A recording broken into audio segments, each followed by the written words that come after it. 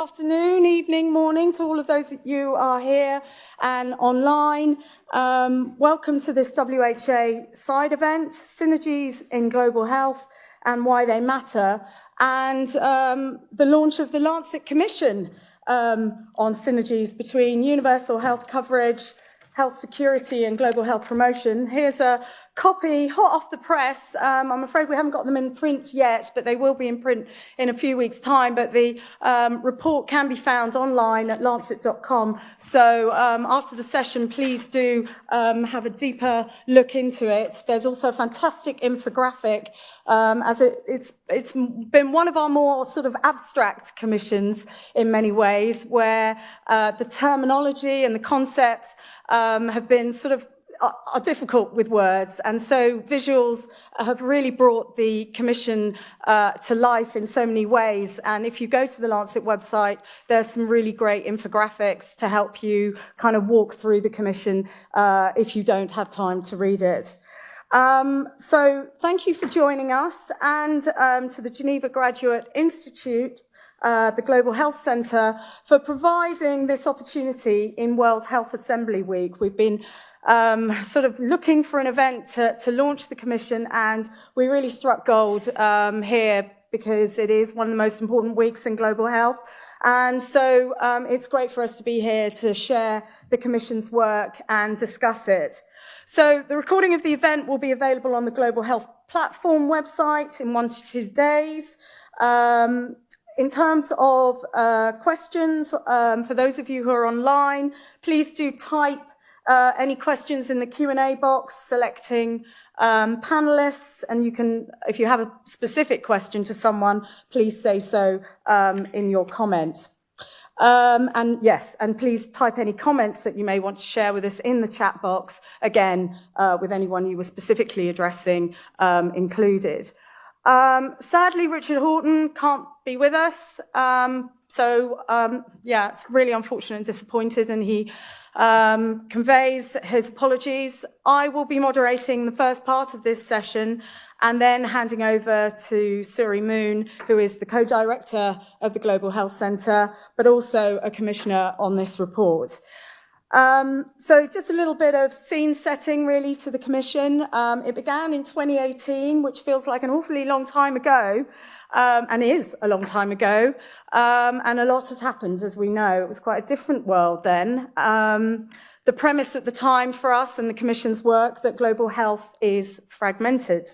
We wanted to better understand the tensions created globally between these three beacons of universal health coverage, health security, and health promotion, and to recommend ways to overcome these tensions. Our belief was, and still is, that if we continue to work in silos and not recognise the need to take a synergistic approach to global health between these three agendas, we will not meet the SDGs or WHO's Global Programme of Work, which I know came to an end in its first phase this year, but I understand will continue to be extended. And then over halfway through the Commission's work, the pandemic. Global COVID-19 pandemic struck. It soon became an unfortunate real-life case study for us and the Commissioner's work, and showed that sometimes the devastating effects of failed synergies between universal health coverage, health security, and health promotion in countries of all income levels were being affected. So today, as we enter a post-pandemic era with many other, sadly, multiple crises at play, I think our Commission's work has become even more relevant if we are serious about building more resilient, healthy societies. So the Commission was published last night, as I said, and can be accessed on lancet.com. Today we'll split the session into two. The first half you'll hear about the commissioners, and you'll be hearing about some of the thoughts from the commissioners who we've been very fortunate to be attending today. And then the second half we've gathered together a panel of stakeholders, really, people that the Commission is kind of aimed at, and some of their institutes and organisations are part of the Commission's report. And we're going to be asking them to respond, react to some of the Commission's findings from their perspective. And we're also going to be opening up the floor to a Q&A for all of you. So please do start getting your thinking hats on, and it will be great to have an engaging discussion in those two parts of the session. Our primary speaker today is Professor Irene Agyapong, a Foundation Fellow and member of the Faculty Board of the Public Health Faculty of the Ghana College of Physicians and Surgeons, and Commission Co-Chair. And we have a panel, as you can see, and I'll introduce them as they come up, of commissioners who are here and present and also in our audience. And you can find their full bios on the event webpage. So without further ado, it's now my pleasure to ask Irene to come up to the podium and tell us about the Commission. Thank you, Irene.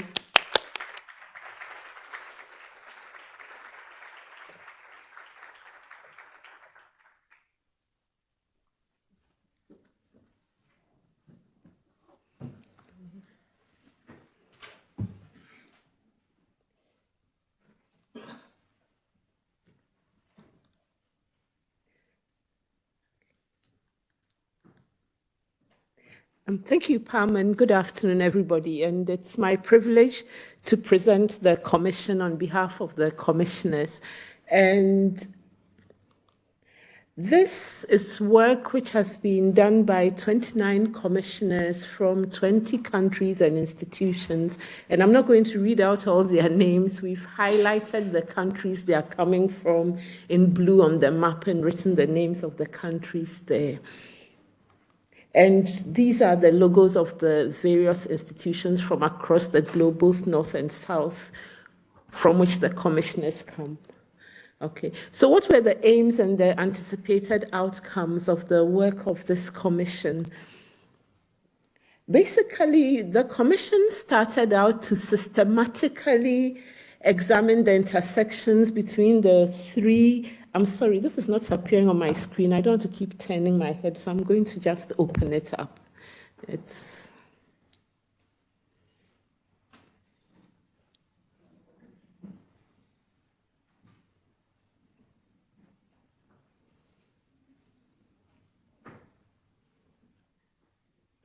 okay, so this commission set out to systematically examine the intersection between the three global agendas of, as Pam has said, universal health coverage, health security, and health promotion, and to identify key policies, institutional capacities, decision support systems, and interventions that contribute across the three agendas and can make strength in one area, amplify other areas.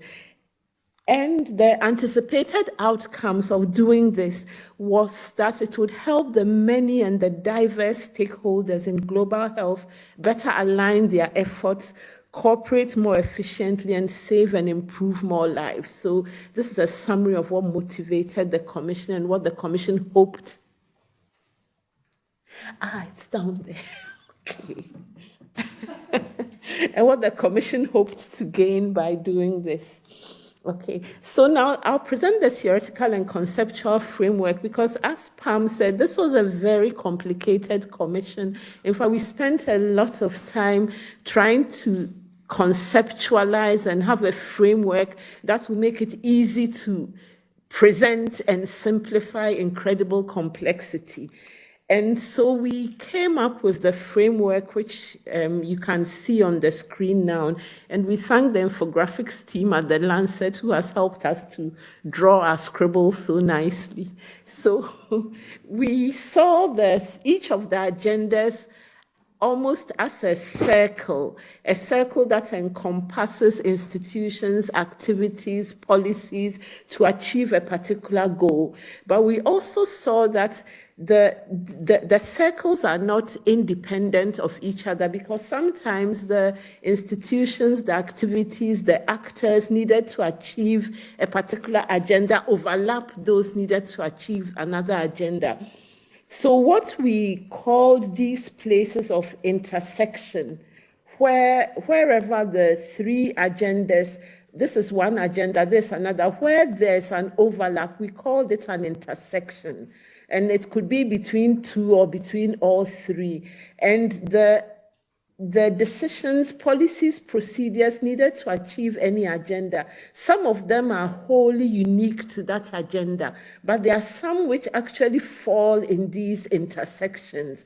And what we then conceptualized was that wherever they fall within these intersections, there's a potential for synergies, or what we call dyssynergies, which is the converse of synergies.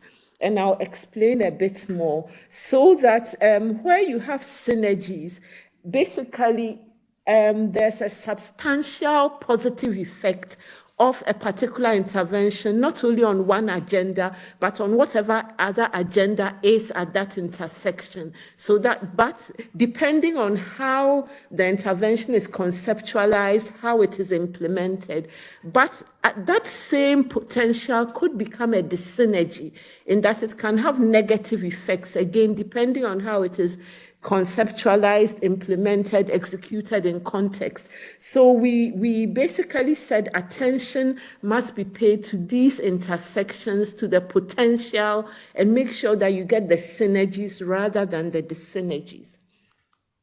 Then the other thing we talked about was that the amount of intersection is not necessarily fixed. You could have a lot of intersection between the agendas, or you could have very little intersection. And again, we said that this does not occur by chance. There are ways of doing things that can push these circles towards bigger areas of intervention. And there are ways of doing things that can pull these three agendas away from intersections and cause fragmentation. So with this was the conceptual framework which then helped us to continue analyzing what was sometimes incredibly complex. So what were the methods that we used? We used a variety of methods. The first is the process. We had commission meetings, we had face-to-face meetings, first in 2018, then in 2019, and then COVID hit. So then the full commission, we had the full commission, and then we had a core writing team. So the full commission meetings were moved to online. And then apart from the full commission meetings, we also had a group, an advisory committee. We periodically bounced where we had arrived in our thinking of the advisory committee and what do you think about this? And then also we didn't meet every week, but we just set up a standing, everybody block this half hour every week. If we need to meet, we are going to meet to discuss where are we and where are we going. Okay. And then we have the sources of data or evidence that we gathered. And again, it was diverse, that we did desk reviews. We also did country-level case studies in 11 lower middle income, lower middle income, and upper middle income countries. And then we had 4 high-income country case studies. Unfortunately, the focus of the 11 lower middle income countries was slightly different from the focus of the 4 high income countries, because at the start of the work of the commission, what seemed to be out there was that synergies and fragmentations was predominantly a problem of lower middle income countries, often at the receiving end of development assistance for help. By the time we reached the middle of the work of the commission and COVID hit, and we observed COVID, we realized that no, that is not what it is. There are actually problems across the globe in high and low income countries. It was too late at that point to have the depth of study that we did in lower middle income countries, and COVID had arrived, but we still flag it and mention it, and we gathered all the evidence we could from desk reviews. In the country case studies, we actually did desk reviews as well as primary data collection. Then there was also a global level case study, which was also primary interviews as well as desk review. And then we did a study of the early early phase of COVID-19, which was purely a desk review. We kept tracking the literature coming out. And then we also, as part of the COVID-19 case study, we also did some analysis of the global burden of disease data.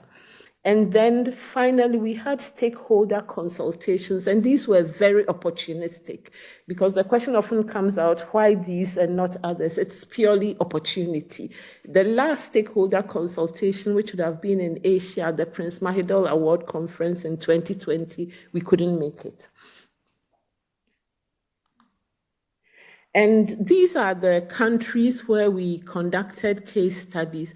And we have highlighted the southern countries, the 11 LMIC case studies in red, and then the 4 HIC case studies in blue, simply to let it stand out.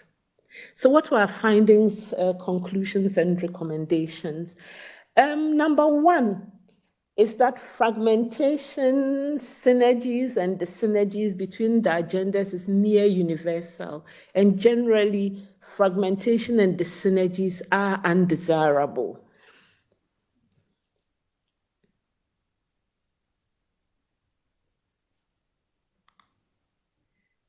Number two is that COVID-19 has actually been our warning. Because like I said, it hit in 2020 when we were three-quarters way through the work of the commission. It slowed us down drastically.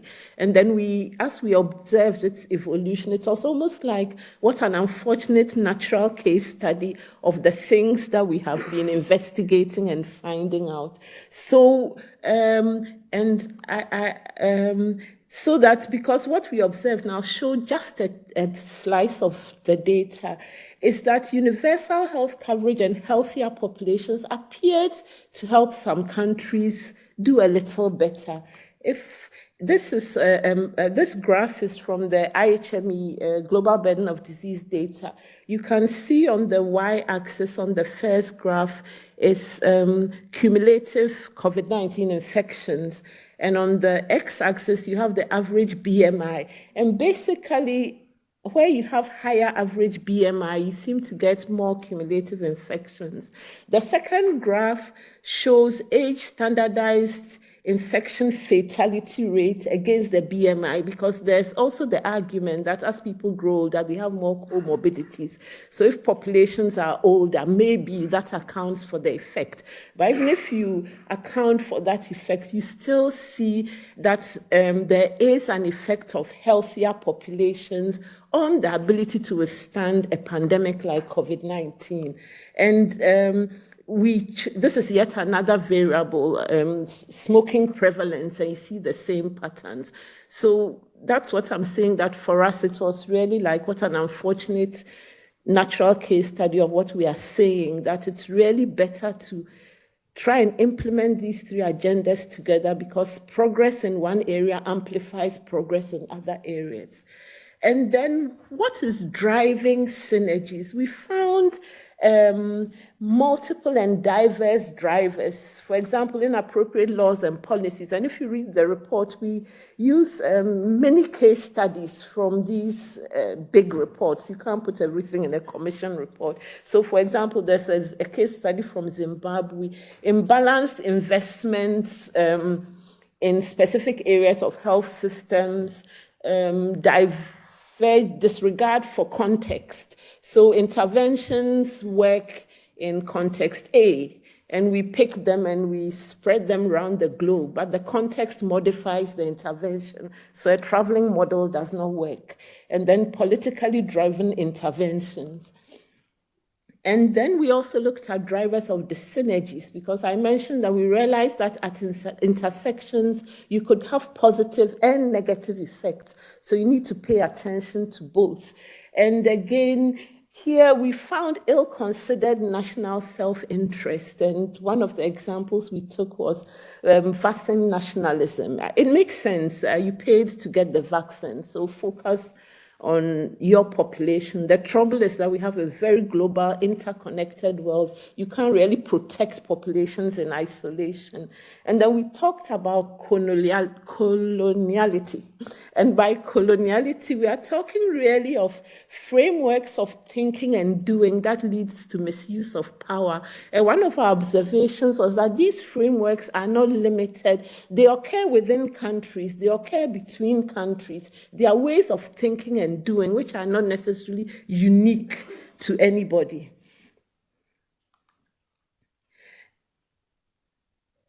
And we also looked at these, and these are all examples of drivers of synergies that you'll find in our report.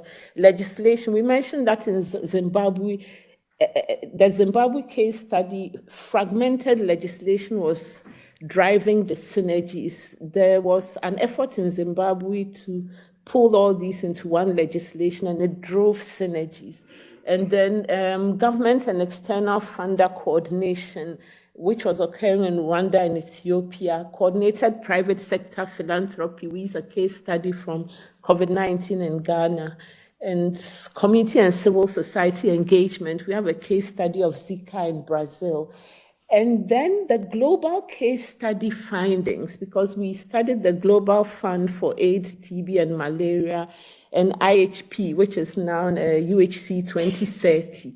And the findings were mixed. They were gray, shades of gray rather than black and white. So in some areas, these organizations were really moving synergies, and in other areas, there were dyssynergies. So what is the way forward? We suggest that the way forward requires changes in mindset and decision-making. So if you take changes in mindset, one is reframe the individual health goals so that we see them together and we minimize seeing my agenda and kind of having blinkers on the other agendas, because the extent to which you can achieve the agenda you are primarily interested in is going to be influenced by the other agendas. And then recognize that it is not only desirable but necessary to realize synergies at the intersection. And I think this arises from some of the things I've been saying. And then develop shared values and principles, because often action is driven, whether acknowledged or unacknowledged, by underlying shared values and principles. And then there's changes in decision making. And adopt a decolonized approach means really try to avoid letting power lead to imbalances in decision making, and one party thinking they hold all the answers. Often, several parties hold the answer. There's no one party who holds the answer. And then leaders can and should develop nationally owned health priorities and take responsibility. The responsibility is both within countries and at the global level. So then we come to global health agencies should offer flexibilities for countries to adapt interventions, policies, and programs to national priorities and context. And some of this is occurring already. The Global Fund, for example, actually lets the countries do a lot of the decision making. The issue is more of that kind of approach is needed. And then finally, there are issues of changes in accountability, because often one of the things the global case study showed is that there have been multiple commitments over time, but often they are not, the accountability for the commitment does not match the strength of what wants to be achieved. So recognize that national governments are primarily responsible for maximizing and measuring synergies. And then understand that providers of development assistance for help hold substantial power. And recognize that national self-interest, we agreed that it's unrealistic to wish away national self-interest, just like it's unrealistic to wish away individual self-interest. What is more realistic is to help people move to the realization that actually sometimes paying attention to the interests of others is the best way of advancing your self-interest. and then maximize synergies among global health actors and ensure transparency. And we felt for that, maybe you need some kind of independent monitor, civil society organizations, which can monitor and hold accountable governments and global health partners.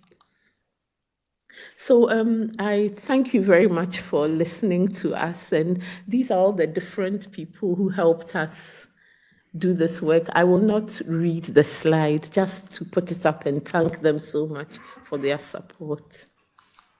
Thank you very much.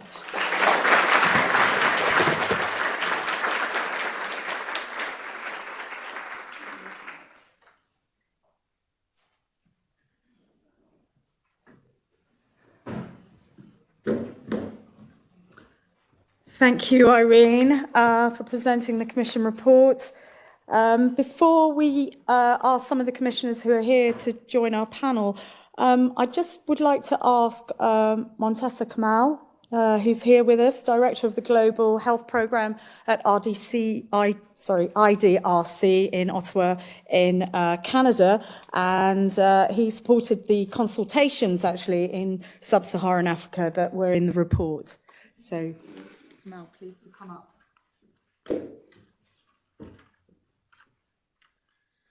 Thank you so much. It's a pleasure to be here and a pleasure to have you all here to really welcome this massive report and massive work by very distinguished commissioners.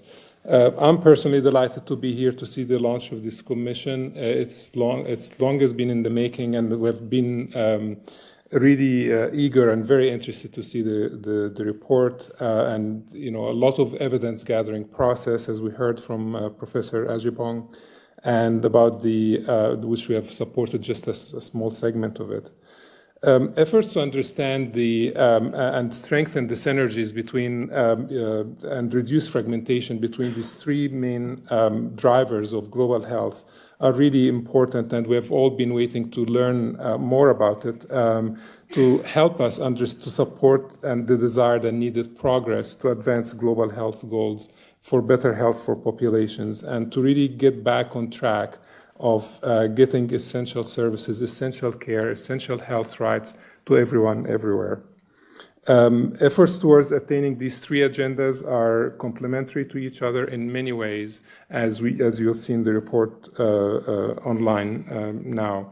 An IDRC Global Health Division mandate to strengthen low and middle income country health systems for better preparedness and response to epidemics and pandemics, as well as effective services for sexual, reproductive, and maternal health, related to both the health security and universal health coverage, and its strong emphasis on equity and enabling healthy lives and health promotion, makes this commissioner's report of much interest and timely one for us and hopefully for you as well.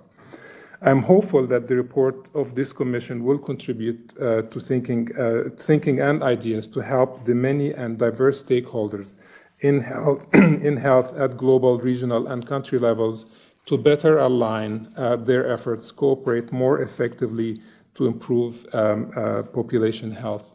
I think this was kind of the dream of the commissioners and of this commission, and I hope you'll all be part of the adoption and use of the outcome of this report for betterment of global health in your countries, in your organizations, and for everyone. Thank you very much for the commissioners, and thank you for inviting me here today.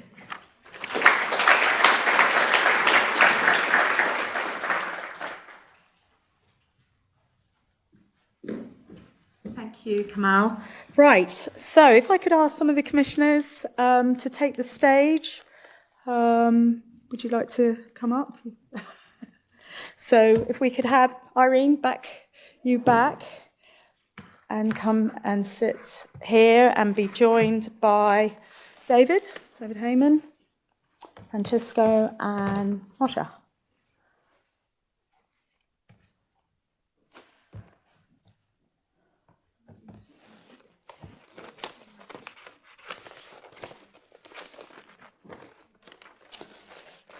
Okay, great. And as I said, we're going to be opening up the floor to the audience as well. So if there are questions, please do show your hands. There are people with mics, a couple of the team here. But let's introduce the panel, and perhaps I could just start with a round of questions just to warm us all up.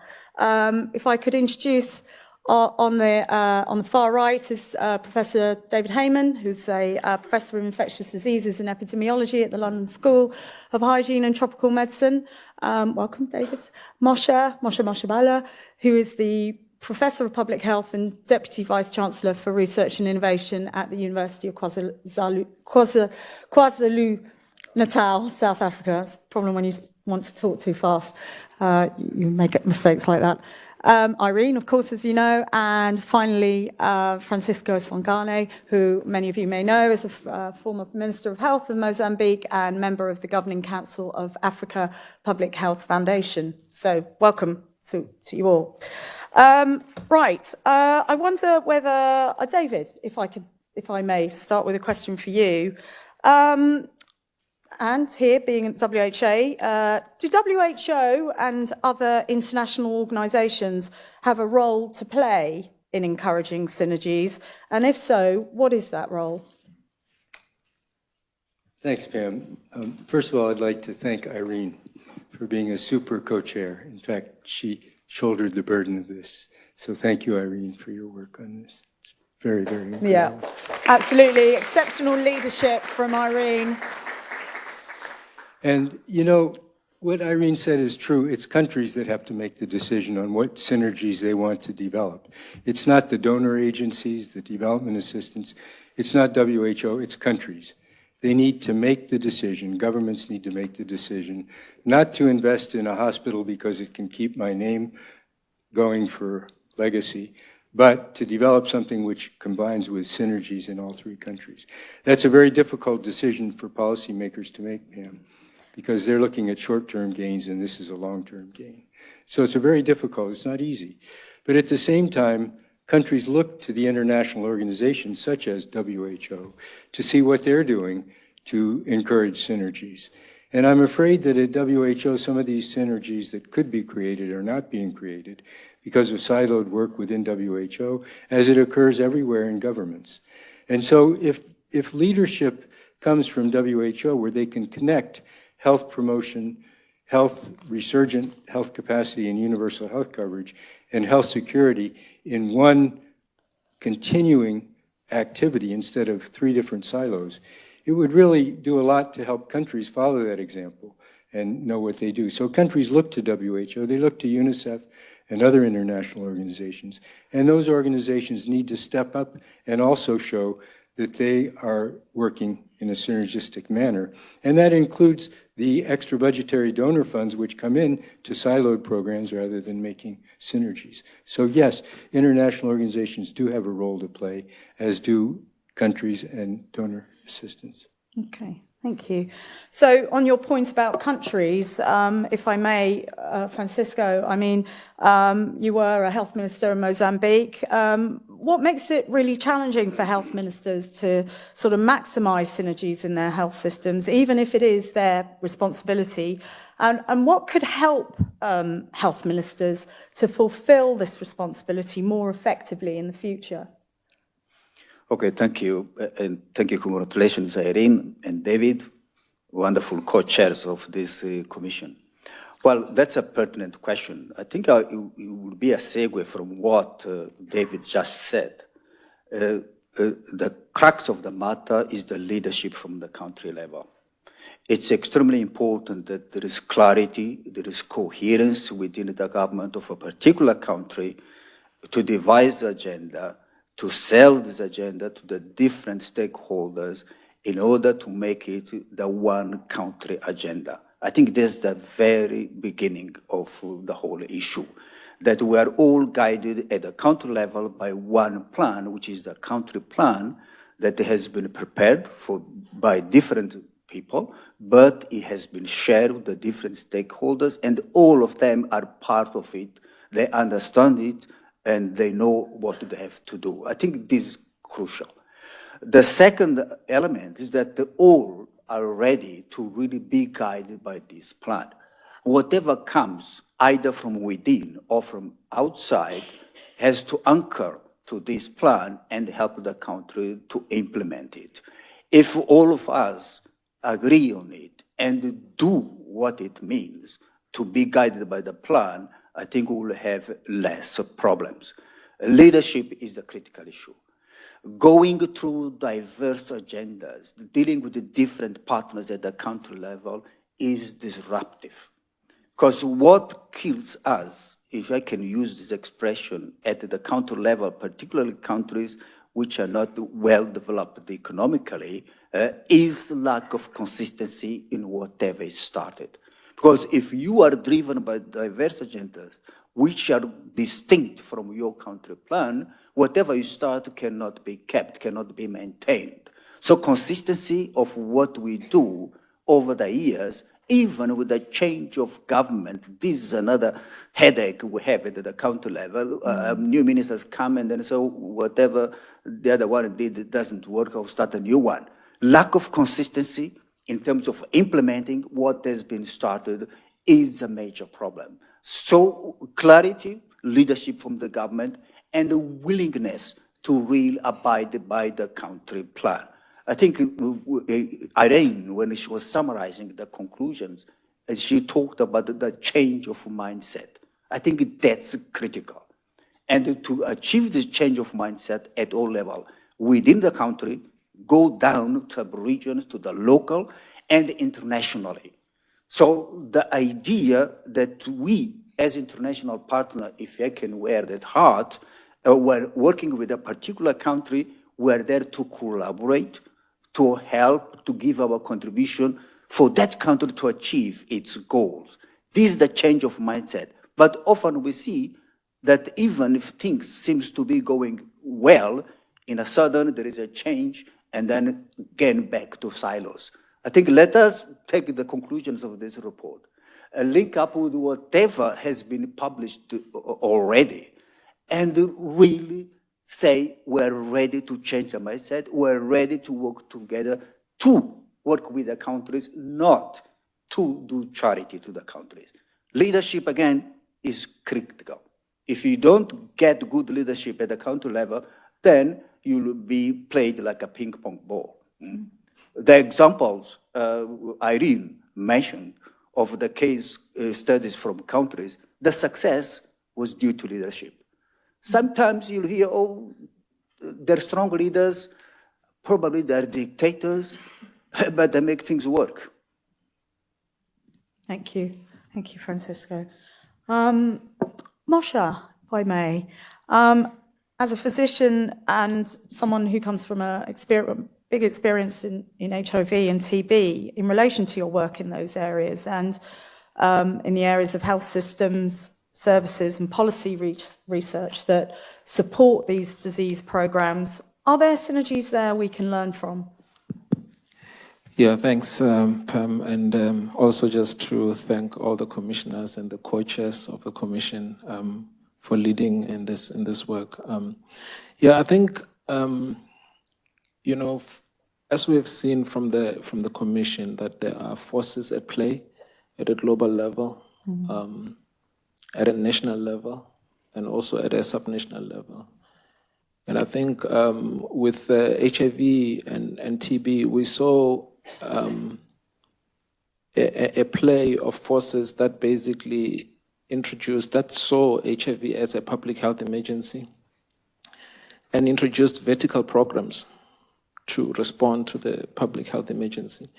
And there you see the role of sort of the tendencies you see in health security and global health security kind of come into play. People investing in it, funders investing in it in order to contain it where the problem is.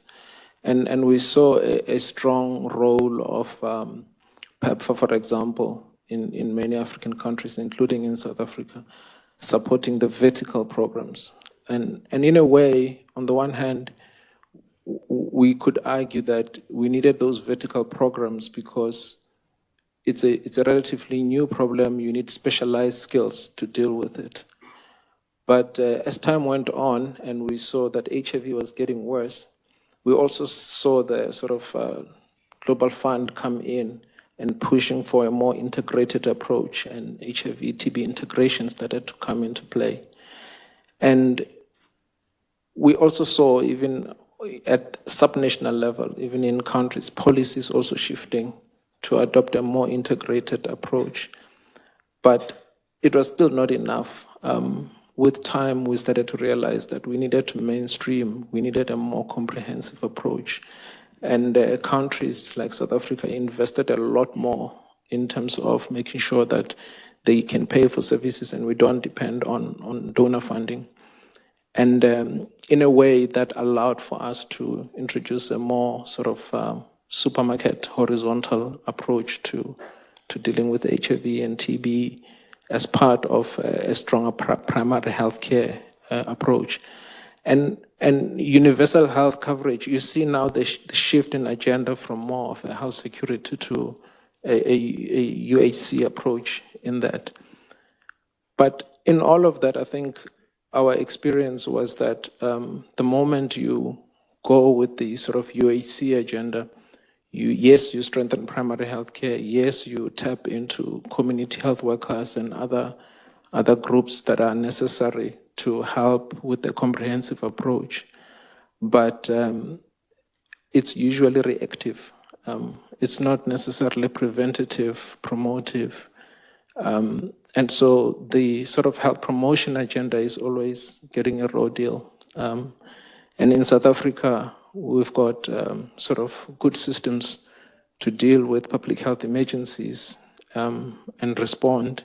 Even the Ministry of Health is quite good at dealing with curative services, but we're not great at dealing with health promotion. We don't even have an entity like a public health institute that can hold the agenda around promotive, preventative care. And so, and that requires more of a long-term vision, commitment, resilience, instead of the sort of reactive approach, vertical approaches that we often see with public health emergencies and UHC, which, of course, it's important, but as we have seen from the Commission, if you don't have health promotion, you end up with a generalistic population.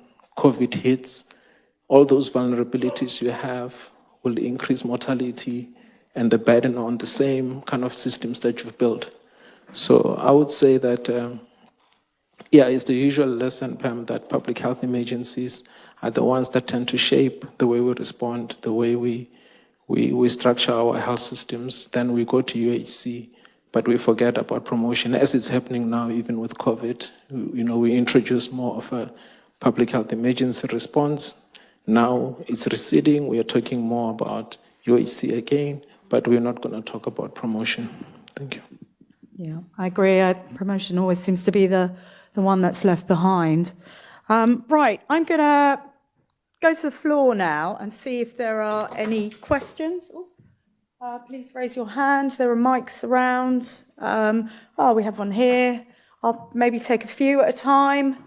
So we've got one here, lady here in the middle, someone at the back. So let's start with those three. Thank you.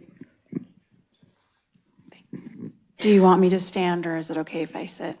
Up to you, whatever. I'm comfy. Whatever comfortable. Hi, my name is Serena Cruz, and I'm chair of the Advocacy Working Group for a global coalition known as the G4 Alliance. My interest in this conversation is to tease out security a little bit more. And I'm putting this to the commissioners that are before me because the lessons of public health crisis have produced enough knowledge about three ways that we deal with a disease. We surveil and identify, we seek containment, but we also need to provide care when containment fails. And in the case of West Africa's tragedy, the Ebola crisis, and our globe's pandemic tragedy, care ultimately boiled down to a very specific type of knowledge, which is intensivist care, which is a branch of anesthesiology. So my question to you all is, that kind of infrastructure is not going to be solved by donations. It's going to be solved by health system strengthening and the commitment to a very particular educational opportunity for people that can do intensivist care. So I'm asking you all to please consider that and comment when you have a moment. Thank you. Great. Thank you very much. Can we take another couple? Thank you. Oh, there's one there, and there was a lady here, Ellen, on your left. Yeah. Thank you very much. I'm Fabrice from International Pharmaceutical Federation. My question goes to the former Minister of Health in Mozambique. There has been some misunderstanding between partner organizations and ministries of health in a number of countries. I don't want to mention them, especially in terms of financing the health ministry's agenda, where the ministry could present its own agenda and partner organization could present theirs as well. The partner organization could say that they are not sure about the accountability system, and the governing organizations as well could say that they don't understand their part in terms of promoting health. How does that affect the synergies in global health? And possibly, if you've ever met such scenarios at your tenure, I would love to hear such experience. Thank you. Okay, great, thank you. And the lady in the middle here. Hi, thank you so much for your comments so far on synergies in global health. My name is Sarah Pino, and I'm a student and a researcher from Georgetown University. I'm here with a group known as Global Health Governance as Public Service. It's a youth initiative on global health governance. So I had a question sort of about the current state of synergies in the global health governance realm, most notably the quadripartite. It's a wonderful effort in bringing in the animal health, the human health, environmental health efforts together and sort of bridging those conversations that can become siloed in ordinary realms. So specifically in context of the One Health Joint Plan to Action, I was curious to know perhaps your thoughts on this and also where we might move from here. In my opinion, this seems like a wonderful starting point in increasing synergies and really working on the intersectoral nature of these sort of divisions of health, but what can be done to further improve and also evaluate the efficacy of synergies in global health. Mm. Great question. Thank you very much. Okay, so shall we come to the panel? So the first question around security and how we how it was seen in the West Africa Ebola outbreak, and specifically around care.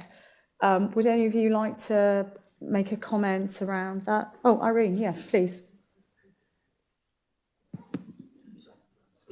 Oh, okay. Yeah. No, thank you to the questioner. I think we agree that, in fact, the health system keeps coming up. If you look at our model of the three circles, the health system keeps coming up as the place where all the three circles intersect, so that your major opportunity for synergies in all three agendas occurs whenever you strengthen the health system. So we do agree on that. And also related to building that capacity, yes, you can't just build it by giving money, throwing money at the problem. It really needs an enabling of countries and of people within countries, and also an enabling of local, contextually relevant innovation. And there's quite a lot out there. It's the enabling. And if I can divert a bit, talk about my own country, because I've worked at the periphery and worked at the national level. In the periphery, for example, there's a midwife who observed that traditionally women squat, and she applied her initiative and she developed a birthing chair so that she can assist the woman deliver when she's squatting. This is a midwife in a rural area. She has the innovation. She now needs to be enabled. I've been to a hospital where the staff worked with local artisans and developed a radiant warmer because they can't afford the imported one. So part of the answer to this question is we really need to look at how do we enable all this kind of thing. So I'll stop talking. Thank you, Irene. David? Just to add to what Irene said, we may be driving some of this dyssynergy by looking at things like the joint external evaluation, which was looking only at public health capacity, not on surge capacity, on continuation of access, not on healthy populations. And so we need to rethink really how we're dealing with health security in general. And you know, we haven't done so well in the past, and we saw that the JEE was not a good measure of preparedness. There are other measures which are much, much better, which we don't even know about yet, but they will include that whole health system from public health all the way through to health promotion. Yeah, if I may just add to that, I think your question is quite deep, actually, because I'm thinking about how we understand care. Early on in the commission, as colleagues mentioned, one of the problems we had was defining concepts. Care was one of the ones that we struggled to define. Because if you look at people who come from high-income countries, their definition of care was very much medical, clinical care. Whereas for us, care was more comprehensive. And so it was difficult then to reach common ground in terms of what is it that constitutes care. And for that reason, even the way we then influence policies and interventions is affected by how we understand care. And there was also a notion that clinical care is sort of superior type of care than other forms of care. So in a way, you know, the evidence is there for itself. Whenever you've got a problem and you have to react to it with medical technology, you're able to solve the problem. It's there for itself. But we tend to kind of score it up against other forms of care, which one might call softer kinds of care, that you need to be in place in order to enable what we now call good quality care from a clinical perspective.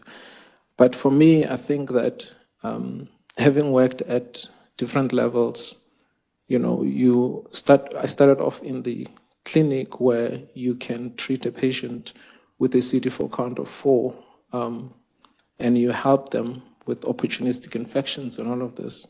But then you start to ask yourself, but why did this patient have to end up with a CD4 count of 4? To deal with that, you've got to go further upstream in order to intervene upstream, and then go further upstream to deal with social determinants. And I think the way our healthcare models have been conceptualized, influenced a lot by this sort of Western reductionist clinical understanding of care has been problematic, and it's hard to change and to shift from. But we have to debate this and convince even the powers that be that influence those policies, especially through funding, to not cause that much harm. When I was running HIV programs, I remember at some point fighting a lot with people who were, you know, running NGOs that were donor funded, and they had a lot of money. And I was telling them that you can't take a clinic with a capacity of 5,000 patients and try and place 10,000 patients in it because you're interested in numbers. Mm-hmm. You have to focus on the broader health system and strengthen the system. And they were not listening. Mm-hmm. It took a long time before they actually turned to the agenda of health system strengthening. Later they did, but it took a while. I just think that that problem can be ameliorated if external people that are influencing care can also listen to the local people who understand the context and the constraints of the context. And it's this issue of power imbalances that we have to address. Okay. Thank you very much. Thanks, everyone, for that very comprehensive response. Francisco, the financing and the minister. Okay, What have you- thank you. what's your experience? I'll come to the key question on the health system. I think all of us were addressing it because this is essential. Can we say that this time around we'll take health systems on board? If Richard were here, he would recall the Mexico Global Forum for Health Research, where health systems were high on the agenda. It was like a wake-up call for the different actors that we have been working in silos, and we leave to take care of the backbone of what we need at the country level. There was some evolution from that time, but then we came back again into the silos.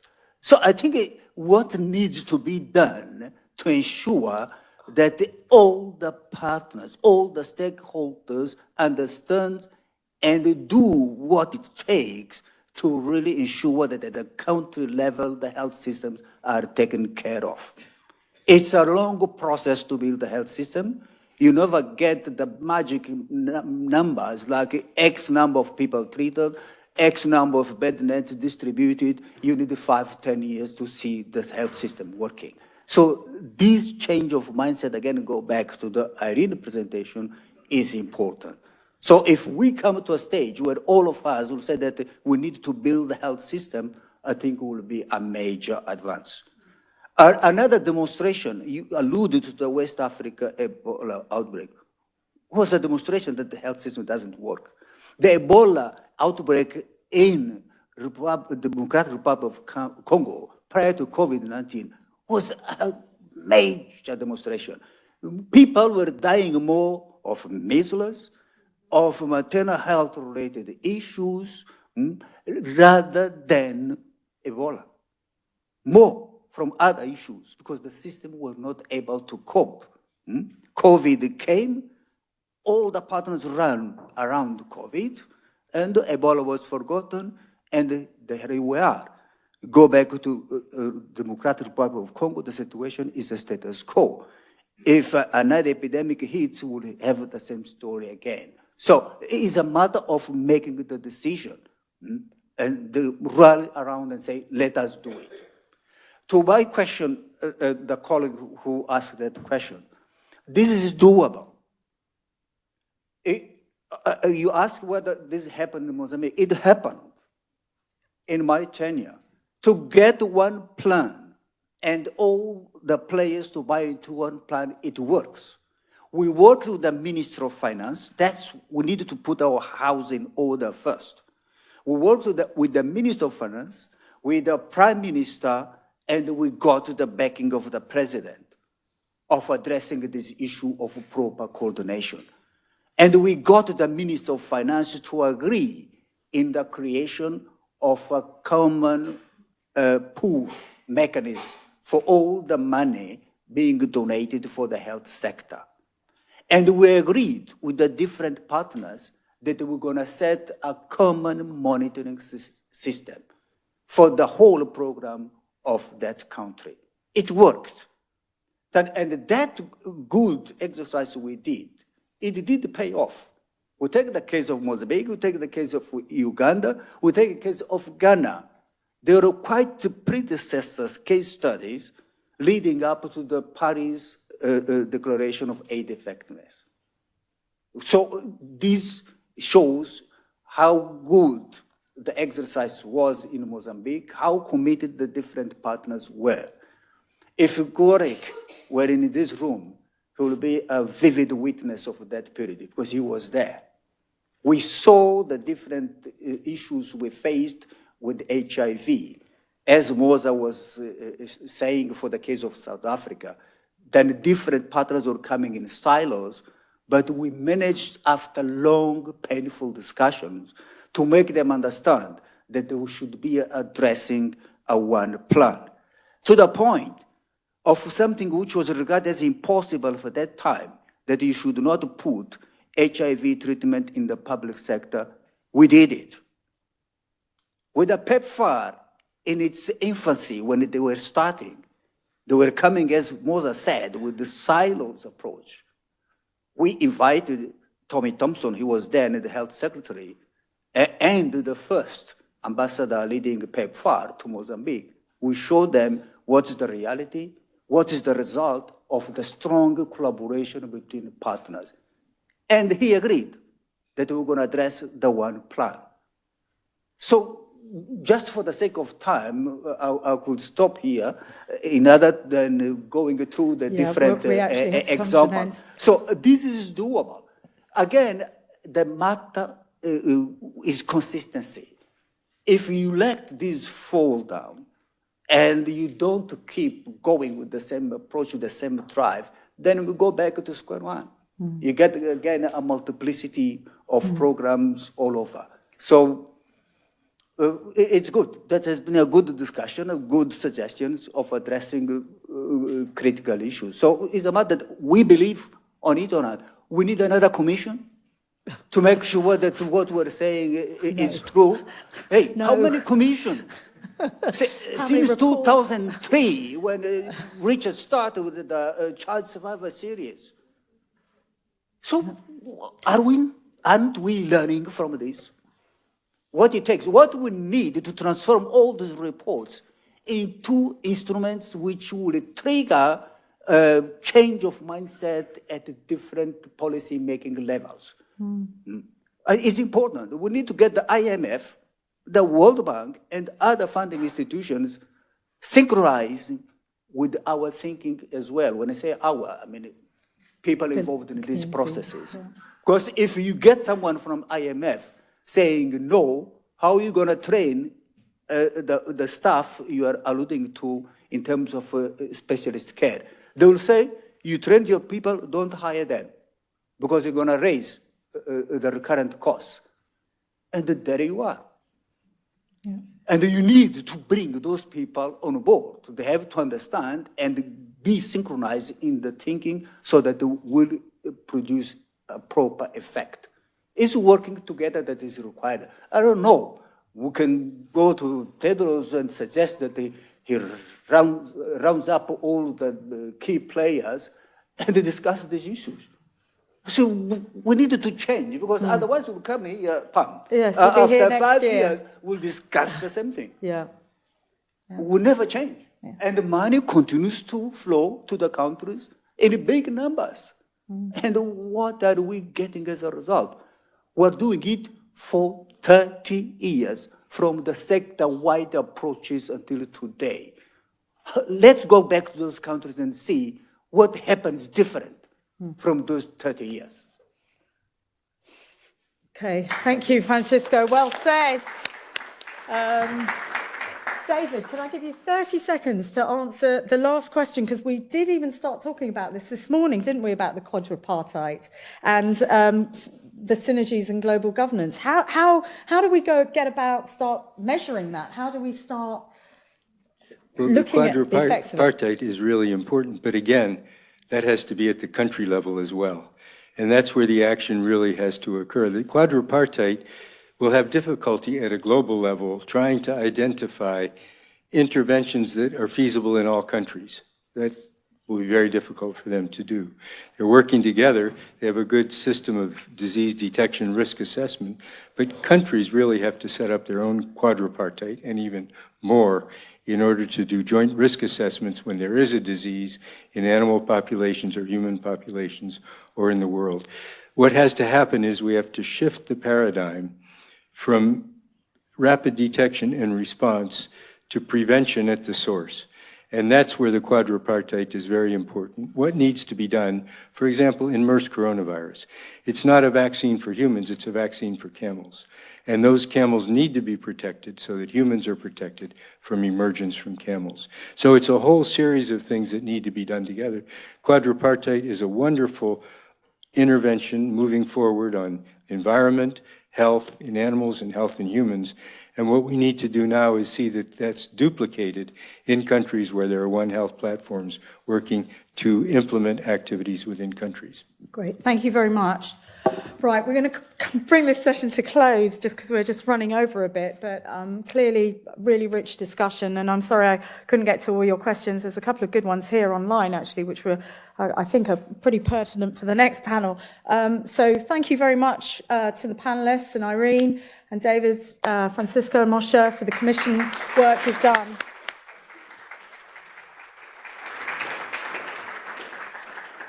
So I'm going to hand over to Siri Moon to come and chair the next part of the event.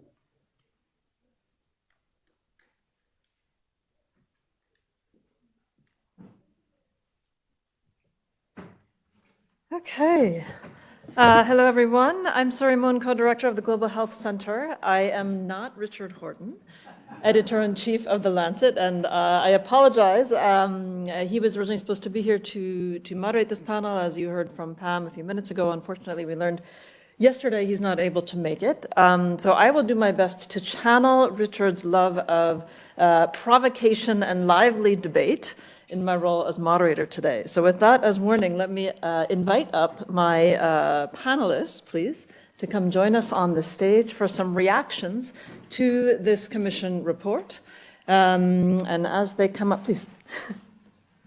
Let me invite all of our panelists here. Everybody's here except Soji Ade is joining us online.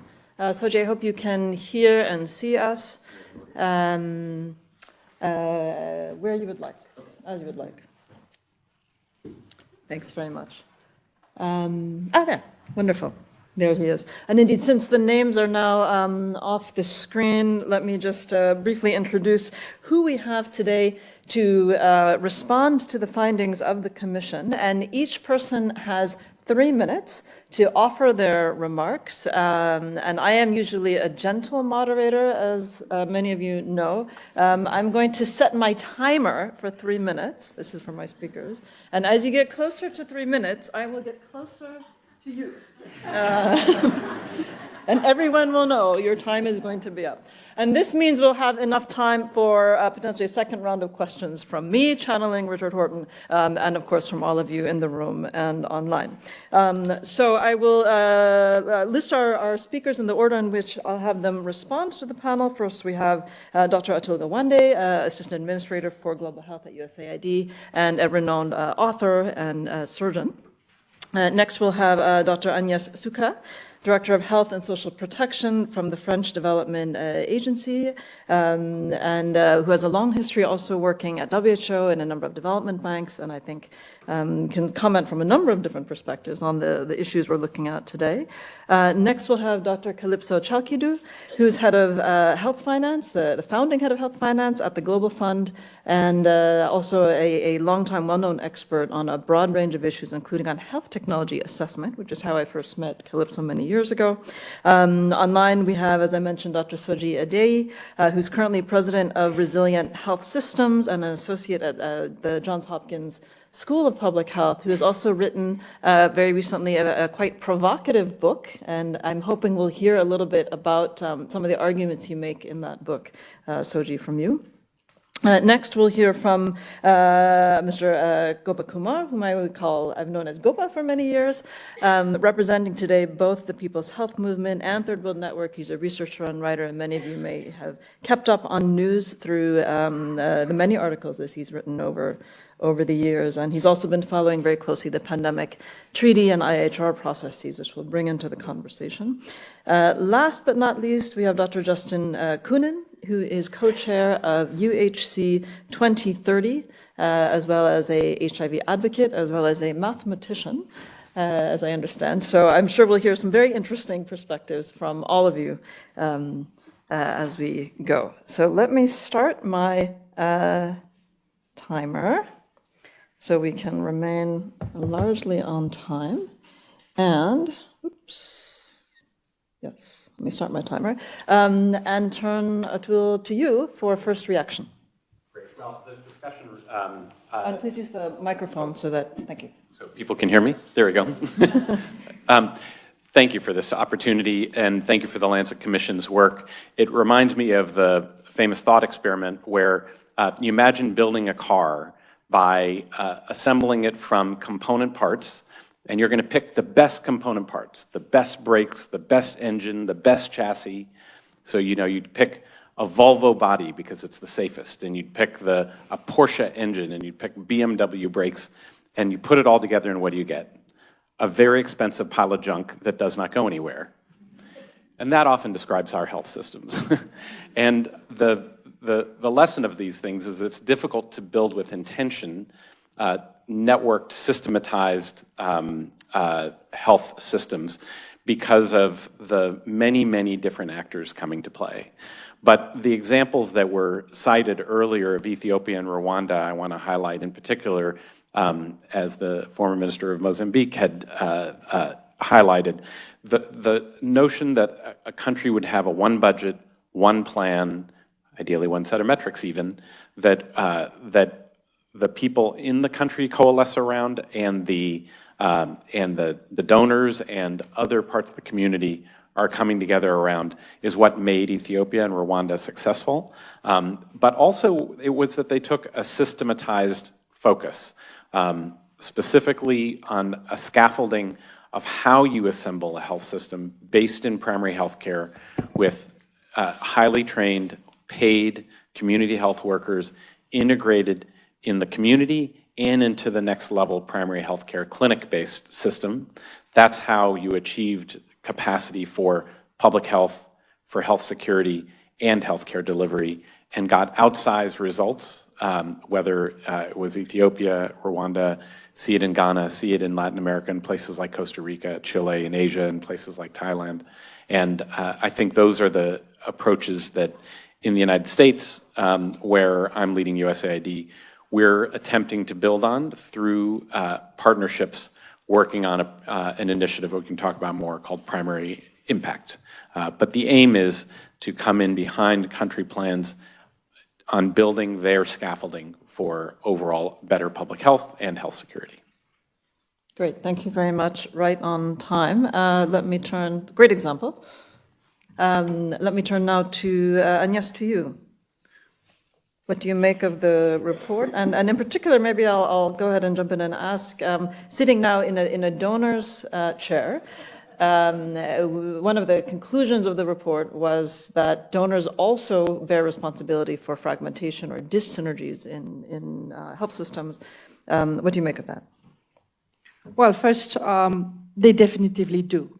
I think the evidence is overwhelming that donors contribute to fragmentation. Is actually a recent report from the World Bank showing that fragmentation has increased. So despite great public commitment to harmonization and alignment, whether it was the Paris Declaration, Accra, Busan, in fact, we're moving backwards. And it's because the incentives are not aligned. The incentives of donors are not going the way of providing sort of integrated support, financial support to countries to build health systems. And that's what we have to change. And this is what we're doing exactly now. Atul has mentioned this. I think this is the conversation that is happening now. And we're really looking forward to all the inputs from the global community, particularly from young people who can see probably better than us what the challenges will be in the near future on how to work differently. And maybe I'll give sort of, in my view, what are three challenges and probably what are three shifts that we should be going for.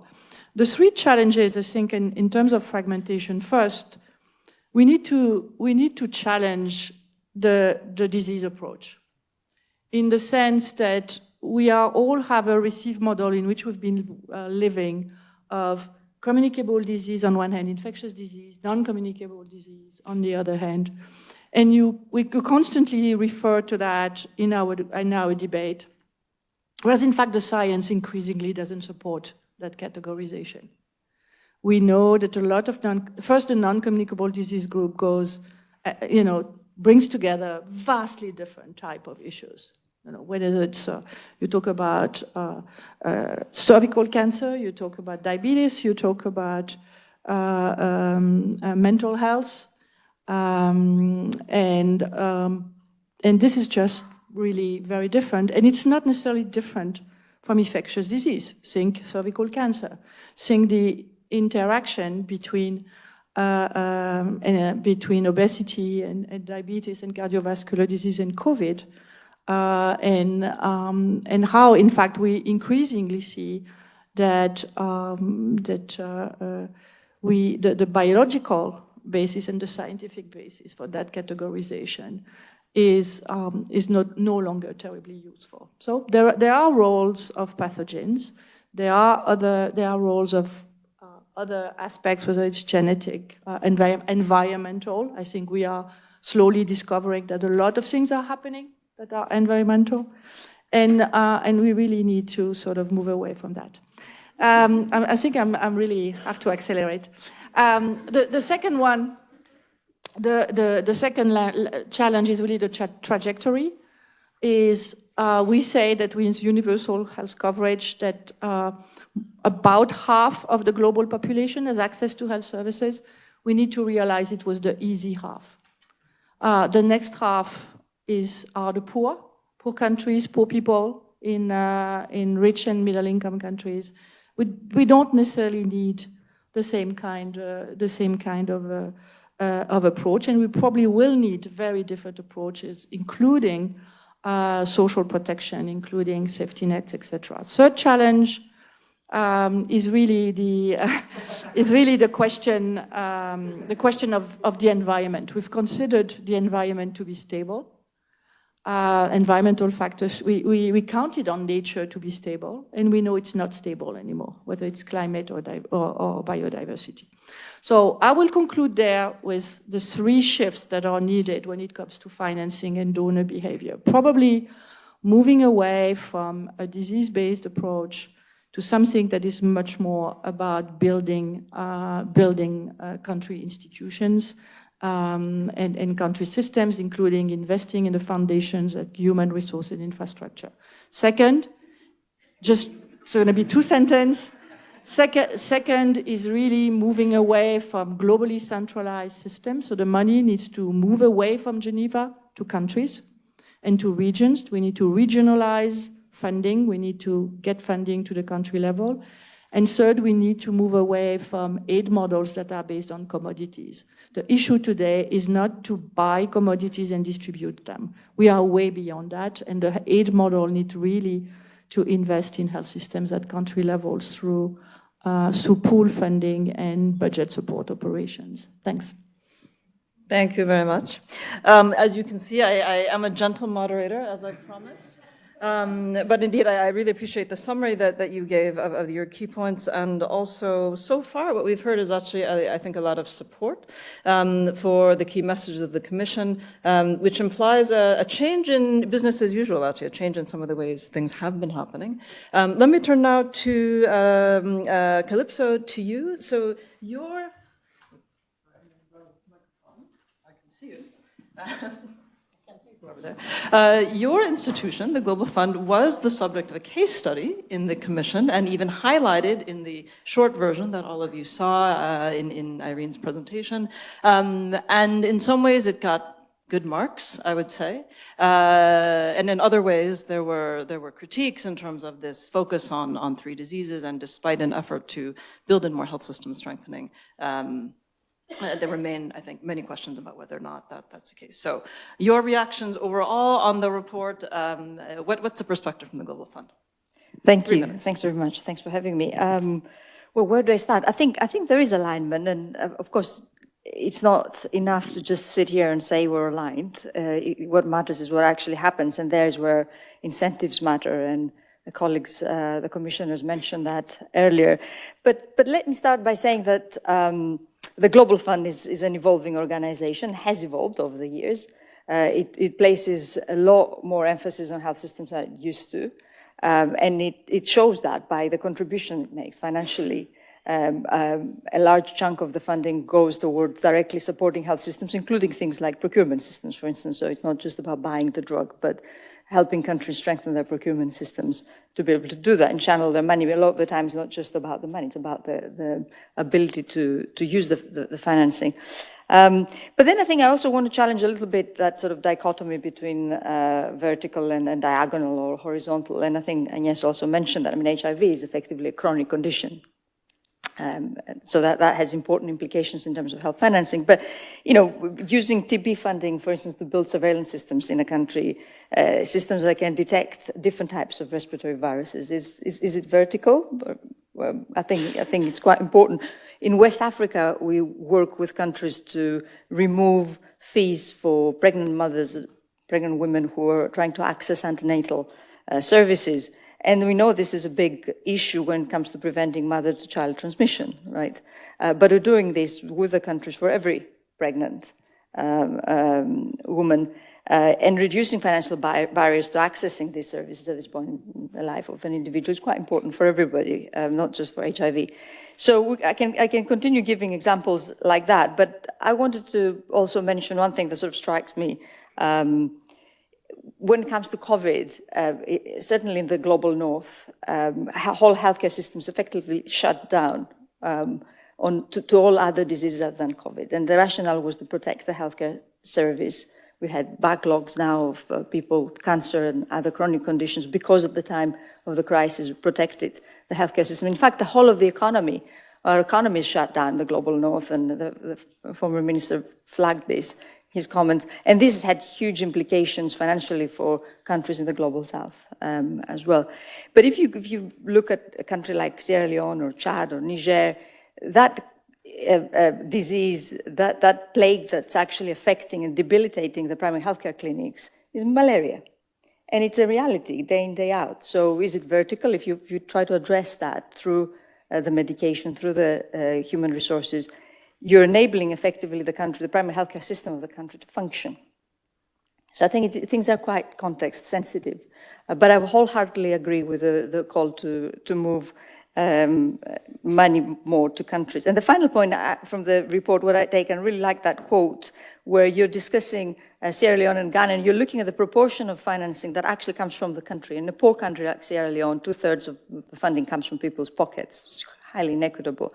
In Ghana, 75% is domestic funding, again, and 25% you say it comes from abroad. So you talk about the narrative should be that citizens are the major financiers of the health system, and if finances exert power over their beneficiaries, then their interests should be the health agenda drivers. And I think that's quite important, and I need to keep on coming back to it.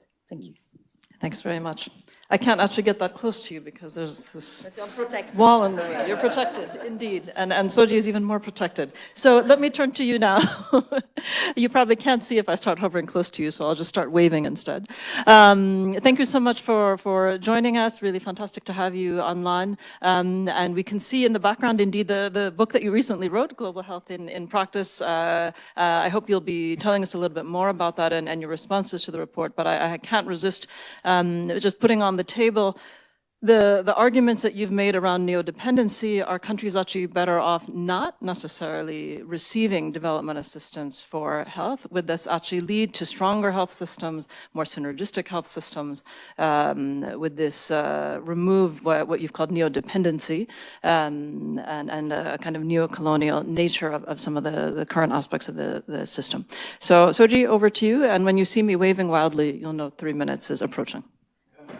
Thank you very much, Seri. I'm delighted to have this opportunity to join the panel, and kudos to the commissioners. I thoroughly enjoyed reading the report, and I think it's especially timely, it's highly relevant, and it is also instructive. So let me dive right in. Say that there are 3 changes required: the mindset, decision-making, and accountability. I'll probably add a 4th one, which is responsibility. And that's responsibility, especially for the countries of the low middle income countries, to finance their own health systems from their own domestic resources. We know from WHO reports that there are variations in health prioritization at each income level. So there's a choice element there. And one of the options is, how do you pool money that currently goes into private out-of-pocket expenditures into prepaid forms of financing? And the most efficient way of doing this is from general revenues. It's not from social health insurance in cases where informality is high. So that's one element. And that takes us to the next issue, which is this new dependency problem.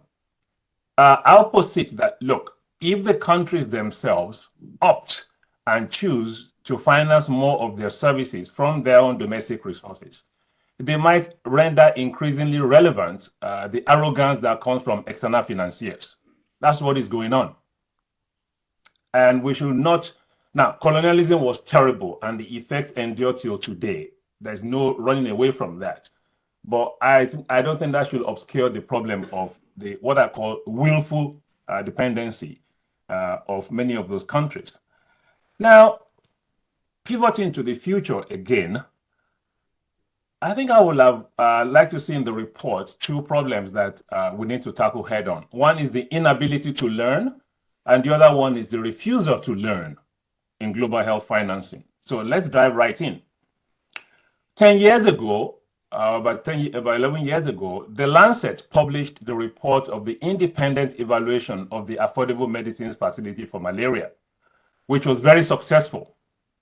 And it showed that with minimal footprint, you actually don't need external contractors going in and supplying drugs, driving Toyota Land Cruisers or whatever they drive from village to village. That these poor countries, these natives could actually do it themselves. In a rational world of development financing, it will have been extended. But the model of the AMFM ran contrary to what USAID and the USPMI prefer. Because USAID is actually not an agency for international development. It's an agency for international contractors. And because the AMFM threatened that foreign aid development complex, industrial complex, USAID and USPMI bullied the Global Fund to scrap the AMFM. And now, instead of leaving the countries alone to get on with their own supply chains, USAID is about to award a $17 billion contract that will ride roughshod over local supply chains. So USAID is giving countries the kind of development assistance the countries can usefully do without. And as an American who pays taxes to Uncle Sam, I think this is an outrage. Frankly, it's institutional malpractice. So these are the kind of things that need to stop. Thank so we you, can Soji. do better. I will stop here. Back to you. Thanks very much, Soji. I'm not sure if you could see me waving my hands. I will give Atul an opportunity to respond right now, actually. Okay, let's finish with the panel. I'll give you a chance to respond. Let me turn, Gopa, to you. And indeed, as I was mentioning, so you're here on behalf of the People's Health Movement as well as TWN. Your overall reactions to the report, and of course, PHM has been advocating for many years for what one key member has been calling comprehensive health systems. What do you make of this? Thank you, Suri, and with a note of caution, I won't be able to see you till I finish my intervention. I think it's earlier mentioned, it's a very timely report, and it's important because people are discussing about various structures for the post-pandemic architecture. So this report, though it's telling very fundamental things, but it is important to tell at this point of time. And also the Commission deserves appreciation for, bringing the coloniality in front of, or colonialism in front of this discussion. This is very important because we are in the era of technocratic solutions where these political issues are to be, it is very difficult to bring at this point of time, and the Commission brought it and therefore it deserves an appreciation. So having said this, at the same time, the Commission's report basically trying to decontextualize colonialism. Colonialism is understood in a particular historical context. It includes the legacies and practice and structures of European imperialism.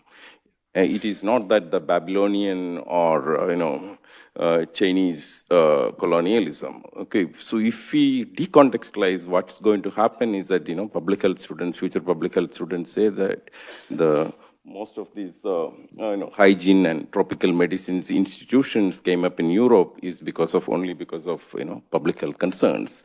They do have certain historical context, so therefore it is important to put the colonialism in the right context. So having said this, let me move to the next point. Some of the suggestions while looking at colonialism and its as one of the drivers of dis-synergy. Unfortunately, the Commission look at IHR and say that it is important to comply with the IHR, but IHR is the colonial legacy. IHR, what exactly it does? It imposes an obligation on all the parties without looking at their own developmental limitations to inform WHO about all kinds of outbreaks, which have a potential to become a public health emergency of international concern. Once it is informed, the countries are left high and dry. So often, IHR in practice happens, the South informs the North, except a case of monkeypox here, but then they don't get anything, any legal assurance to obtain any kind of assistance, especially access to products which are required for response or preparedness to contain an PHEIC outbreak. So as a result of this, it's important to just half a minute and I'll stop. It is important to put that in perspective. So, so IHR is, involves certain kind of colonial elements, and also another two important factors which, actors which drives this synergy. One is one important actor which is international consultancy firms. At least, they deserve their contribution to all those terminologies like synergy, what you call drivers, accelerators, people call it as a global health nonsense terminologies, right? So for at least they deserve to be addressed by the Commission. And lastly, global GFATM, which gets a very positive review. But if you look at, all these initiatives, basically they reinforces dependency and colonialism, because one example, and I'll stop it, the medicines is the important commodity to be supplied. So the GFATM and or other initiative supplies this. But a country which has its own local production cannot procure using global fund money or any of these international funding. It requires to qualify as a WHO pre-qualified. If this kind of mechanisms are there, then there will not be any chance to build up the local industries and self-sufficiency. So it creates dependency, and it's a continuous, tool of continuing the colonial legacy. So therefore, it is important for us to think that. I'm not saying that these institutions are irrelevant, but we need to understand that and to correct this. Thank you. Thank you. Thank you very much. Just so that everyone is aware, I will turn to Justin next, then give it to the floor, and then open the floor for our audience here in the room as well as online. So please enter your questions either online or raise your hand, given where we are in the hour. So let me turn now to Justin, who's the chair of UHC 2030, and again, we'd love to hear your reactions to the report. And I wanted to also put on the table this question of what is the role that advocates have played and can play either in driving fragmentation or synergy. We have had, as you and I were discussing just a few minutes ago, an experience where very effective advocates, such as HIV advocates, such as yourself and me in a past life, were very effective in creating new institutions like the Global Fund, but this was in fact one of the drivers of fragmentation in global health. So how do you see this as an advocate today? Thanks very much. I think it's a very timely report, so congratulations to the Commission as we're halfway along the road to 2030, and it's really time to take stock of progress. And we also have a key moment of truth, at least at the global level, if you like, in that in September in New York, we have not one but 3 health-related high-level meetings on UHC, on pandemic preparedness, and on tuberculosis. And I think this will be a really good test of how serious the world's leaders are around actually integrating these agendas. In preparation for the high-level meeting on UHC 2030, as mandated by the UN General Assembly, has developed a set of key asks for the UHC movement, which you can think of the collective asks for the movement as a result of wide multi-stakeholder consultation in over 100 countries. And one of those 8 key asks, I won't go through them all because of time, is around connecting UHC and health security. We actually did the same activity in 2019 before that high-level meeting, developing the key asks for the UHC movement then, and we did not have that connection between health security and UHC, but now we do, and I think you can thank the experiences we've had during COVID for that. We don't explicitly call out health promotion in those key asks, but I think we would naturally see health promotion as a key part of UHC, which needs to span the whole spectrum: promotion, prevention, treatment, rehabilitation, and palliation. Though I completely agree with Mosa that often those earlier parts, prevention, promotion, get left out, and that's something we need to fight for. So very aligned in terms of what we're fighting for. As alluded to in the report, which also commented on IHP+, which was our predecessor, raising awareness of these issues doesn't necessarily create the change. To your question around the role of advocates and advocacy organizations, and I'm guilty of this too, I'm an HIV advocate, as you've said, but I think what we tend to see when you talk about these broader health system approaches is that everyone is trying to get their bit of the pie into the UHC debate, and that could be sepsis, blindness, HIV, NCDs, anything. How can we make sure that my condition is included in the discussion? And no doubt those are valuable and important conversations, because there are real conversations about what an effective package of UHC looks like.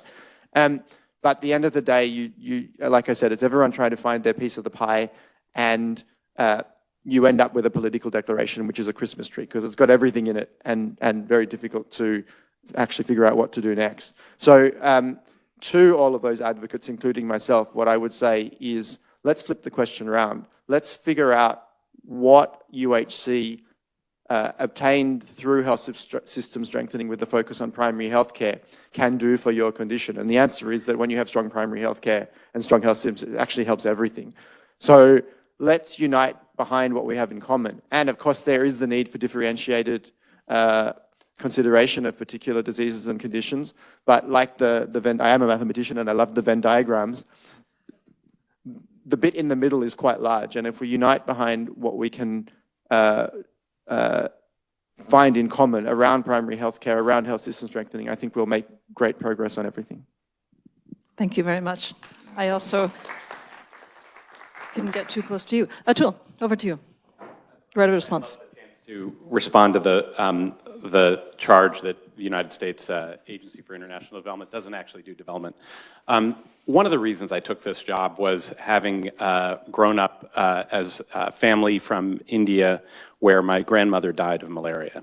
And there were two things. One was that my father comes from a subsistence farming community where it was dependent on aid in the 1970s to survive famine.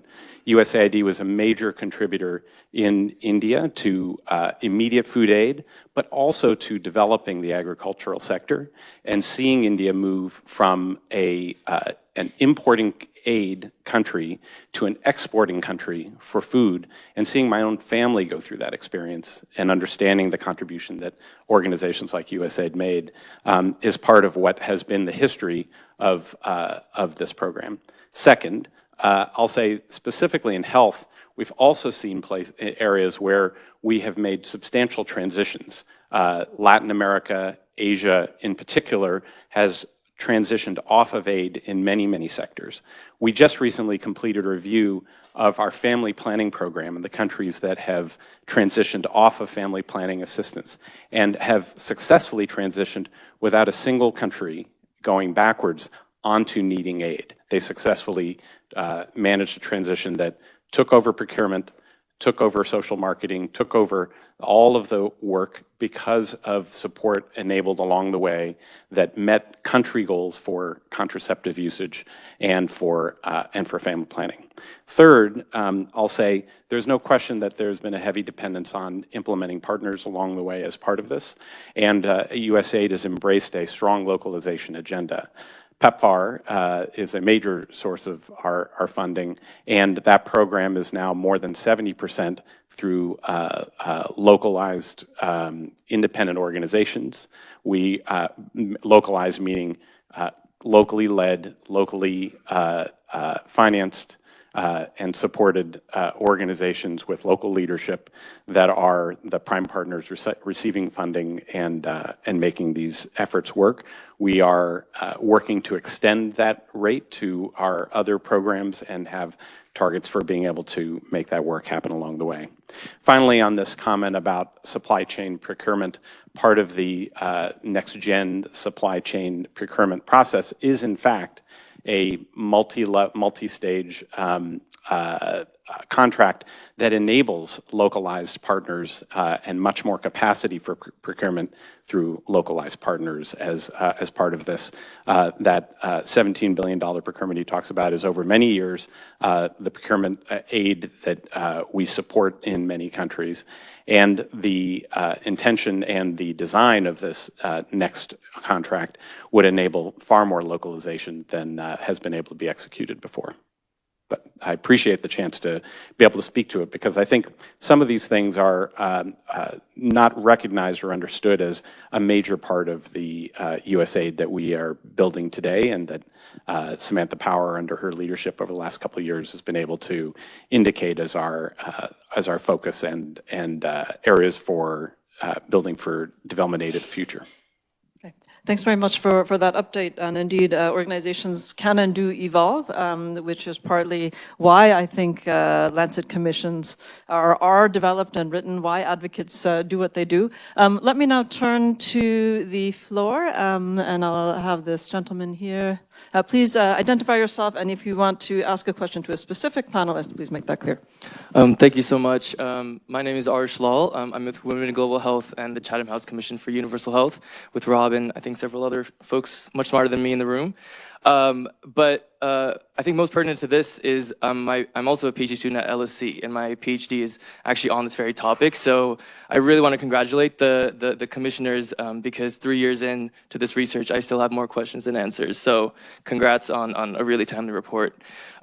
So I think given that where we are in World Health Assembly and what we have ahead of us and the lead up to the UN high-level meetings, I kind of have two linked questions. The first is, what maybe are the core messages that we think might be resonating the best with stakeholders that are in charge of implementing synergistic strategies? I mean this in the way that oftentimes a big critique we get when we're advocating for synergies is that many folks feel like it's kind of a slush fund for health systems, and it's not really clear how money can be allocated to really maximize synergy. So what might be the best messages that might resonate? And then what are some of the key initiatives or processes moving forward that we might look to as shining examples of where synergy is being done right? The Pandemic Fund is a great initiative that started in the wake of COVID-19, but is using things like the JEE as the sole measurement for results to measuring progress. And we know the JEE is not going to measure progress as effectively across preparedness. So what might be the really good initiatives or frameworks we might use to better measure progress for synergy? Thank you. Okay, thank you very much. We have, yes, please. Hi, thank you so much for a wonderful panel. My name is Katayoun Madani. I'm a Global Surgery Policy and Advocacy Fellow at Baylor College of Medicine and Baker Institute for Public Policy. My question is to all of the panelists, and I'm really thankful for the work of the Commission. 40 years ago, Director Mahler urged the global health community to pay attention to access to surgical care, calling it the most serious manifestation of social inequity in healthcare. Over the last 40 years, or even before that, we have seen time and time again that when emergencies arise, whether it's a natural disaster, a war, or even recently a pandemic, surgical healthcare systems are the front line. Whether it's a ventilator that we need, or a lung transplant, or surgical ICUs to turn to COVID ICU, we have seen it all. The surgical system resilience is the measure of our healthcare system's resilience in many ways. the current model, and I really appreciate the suggestion to move away from this model, but more in depth, the current model of looking at surgical care as component of primary health care, as beautiful as it sounds, is not really focusing on surgical systems and not really assigning funding and resources and policies that will raise the resilience of these systems yet. As part of global surgery community, we have tried to advocate for this, we have tried to raise funds for this, and we are dealing with lack of synergy. So in your opinions, and based on the Commission's report, any recommendations and suggestions that you have for us to raise our concern and to be able to form a better synergy with all our colleagues across global health community would be much appreciated. Thank you.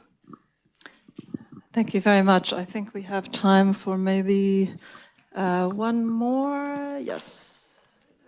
Okay, two more if you're quick, and I can't walk near you to make you go faster. So yes, the woman with the microphone, and then the gentleman in the back. Thank you. Okay, thank you. I'm Alison Cox from the Non-Communicable Disease Alliance.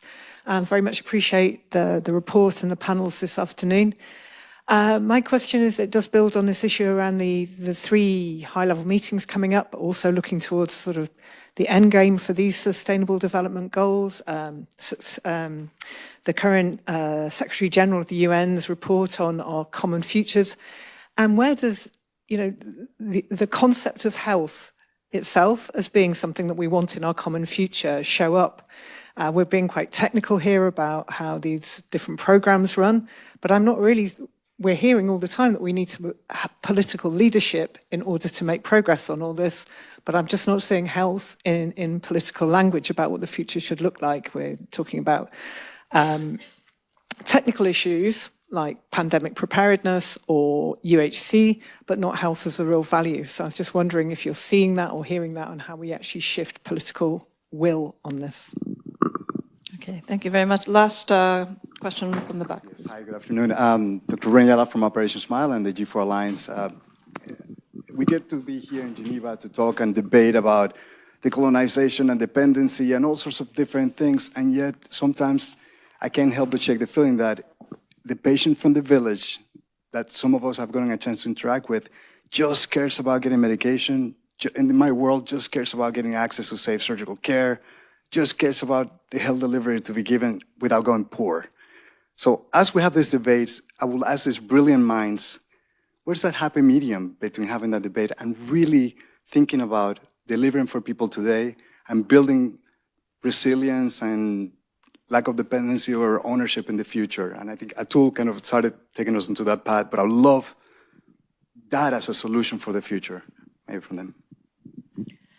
Thanks for all of those excellent questions and comments. In the interest of time, I'm going to give each of the panel members an opportunity to respond, and I'll go in the reverse order from how we began. Some of the questions were for the Commission, so I'll ask Irene to come up at the very end of the session to provide her final thoughts and respond to any of the comments or questions that have been addressed to the Commission, so don't feel that you have to speak on behalf of the Commission. Please keep your responses very, very short. So, Justin, over to you. Thanks. So I'm going to start with that final comment around communities and their role. I think you're completely right. The nurse in the community health center in a rural environment is not getting up and deciding on a Monday, are we going to be doing health security or health promotion or UHC? They're just going to have people in the clinic, and they want to, with a person-centered approach, do the best they can for that person. So to tie this back to the Commission, I was really pleased to see the example of Zika in Brazil as an example of community engagement and civil society engagement as a promoter of synergies and a disabler of dis-synergies. Because communities know what they want, and to the extent that you engage them, that will naturally gravitate towards an approach in which health is conceived as a whole and not fractured as we do at the global level into these silos. The other comment that I would like to respond to is Alison's around the role of health in sort of broader UN thinking, global futures. I do think that's a challenge we have, and in the one sense, we're going to New York, and it's wonderful that global leaders are going to have 3 days to speak about health. On the other hand, it's a challenge, because how are you going to get the heads of state to 3 meetings in 3 days? I think what we need to do is figure out how we consolidate those discussions at the global level to make it easier for them. And one of the things that, so UHC 2030, along with partners, has instituted the Coalition of Partnerships for Universal Health and Global Health. And that consists of partnership organizations who have had a stake in UN global processes, so the NCD Alliance, UNAIDS, Stop TB, and many others. And what we're calling for is a biannual, and we can debate the timing, but let's have a UN summit on health. Let's not have this fragmentation of meetings, because I don't think that helps us. Thanks, a very clear ask. Gopa, to you.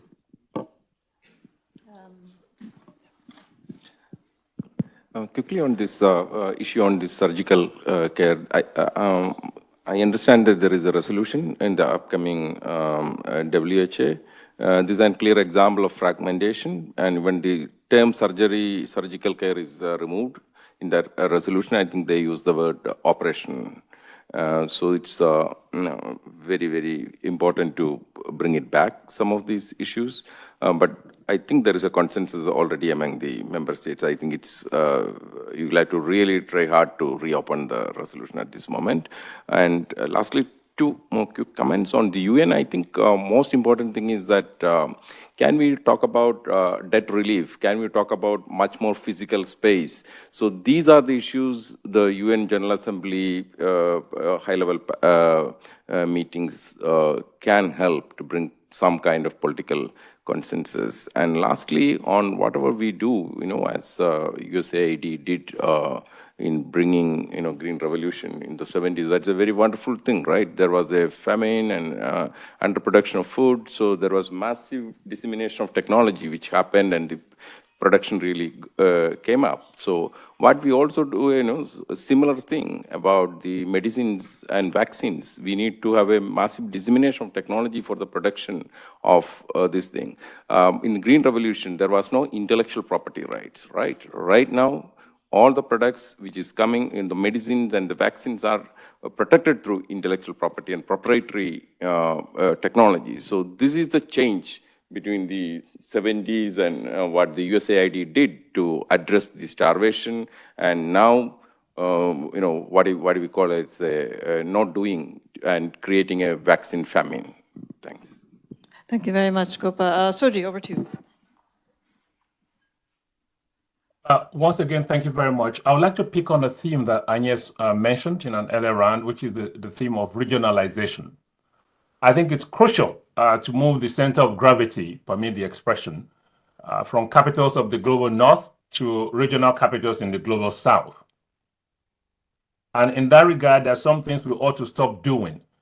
So for example, there was a recommendation by the recent Lancet Commission on Lessons from COVID-19, calling for the creation of a global health fund in Geneva.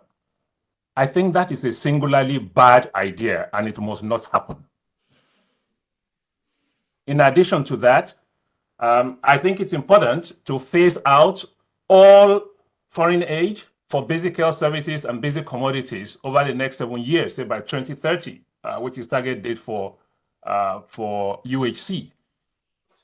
There's no reason why that should continue. It is colonial, it is paternalistic, and as I said, with regard to USAID, and I'm an American taxpayer, I think it's really a cause for grave concern, and that kind of malpractice needs to stop. Back to you. Thank you, Soji. Calypso, over to you. Thank you. Wow. Well, I don't know. I guess my takeaway message is to the point that you were making earlier. Everybody wants their thing to be part of UHC. So I think some things are done well, global level and some regional and national level, but at all 3 levels, one thing that I think we should be doing more of, and we're not, is acknowledging the trade-offs, acknowledging there's a budget constraint and there's trade-offs, therefore, and choices to be made, choices that are made anyway, perhaps implicitly when there are no institutions and processes in place to make this explicit. And I think that's something that's well worth thinking about, how, if we are moving towards what Soji is talking about, sort of abolition of the aid community or business, I don't know how you describe it, Soji, by 2030, what needs to be put in place for that to happen in a way that's actually empowering rather than not. And I think prioritization based on values and on evidence is quite important. And I don't see much of that happening globally or indeed even at the national level. Though, there's some interesting and positive examples coming out from Africa, CDC, and the EU right now. Thank you. Thank you. Agnes? Well, what I would like to highlight is really the fact that I think the donor community is really ready to change the way it is working post-COVID. But we need all of you to help us design that new architecture, design that new world. And there are two things for me that in a way disturb me in that common enterprise that we are starting about building the new world, the one that is going to have to tackle all the environmental challenges that are going our way and the associated social crisis. One is the fact that we need to work differently. But then when I go to the Palais and I go to this World Health Assembly, I hear most of the groups say, let's do more of what we've been doing before. And I don't hear much about a new way forward. I hear more of this, more of that, the very same things that were happening in 2019. So something has to change also in the community. And I think something like the alliance of all the partnerships under UHC 2030 is very promising. I hope that in 5 years we won't have people fighting for resources between NCDs and infectious disease and then calling for a global fund for hepatitis.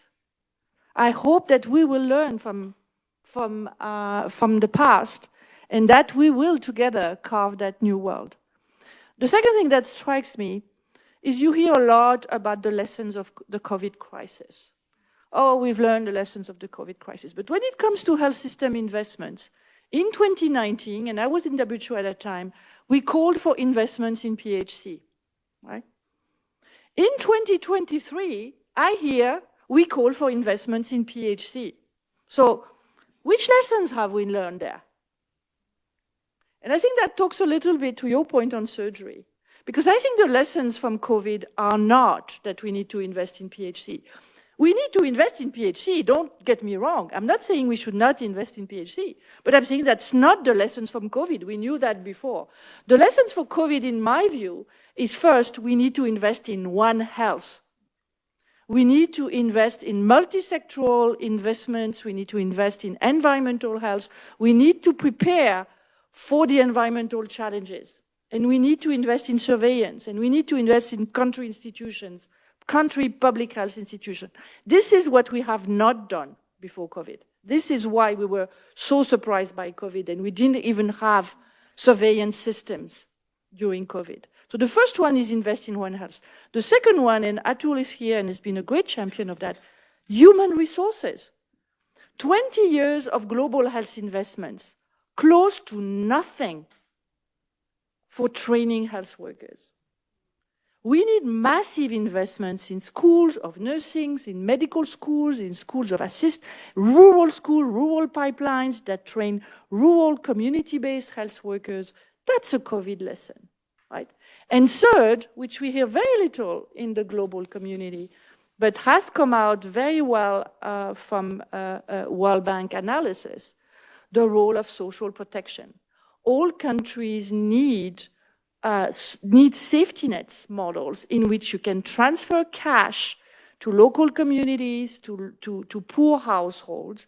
And that requires, again, a major shift in global financing in which the money should not be in capital cities in the north, but money should be at country level. And you need to have database, live database, knowing where the people are, who the poor are, and you need to have the financial system to transfer the funding. What has happened during COVID-19 is the explosion of social protection programs and the strengthening of social protection database. What has happened to respond to the floods in Pakistan is using social protection mechanism and increasing the number of people who would benefit from cash transfer. So I think that's the lessons we've learned. And I would really say that we need to carve that world of the future now. And we need to all have the courage to move away from doing more of the same thing, accelerate, because I come back to my first point. This is not going to work, because what we have been doing in the past has gotten us where we are. Where we want to go will require a new approach. Thank you very much. Atul, followed by Irene. Atul, followed by Irene. Am I next? Please, Atul, yes. Okay. So a bunch of topics to try to cover here. So first on the question of what was just discussed, the need to invest in systems is about fundamentally investing in workers on the ground, their capacity, their training, their and the systems that support them, such as having payment. In the places where USAID has invested over the last 50-some years, what we saw at the beginning of the 2000s was that worldwide about 40% of deaths occurred in women under 50 and children under 5. There's been enormous progress made. In Asia, that number is down now to 10% of all deaths.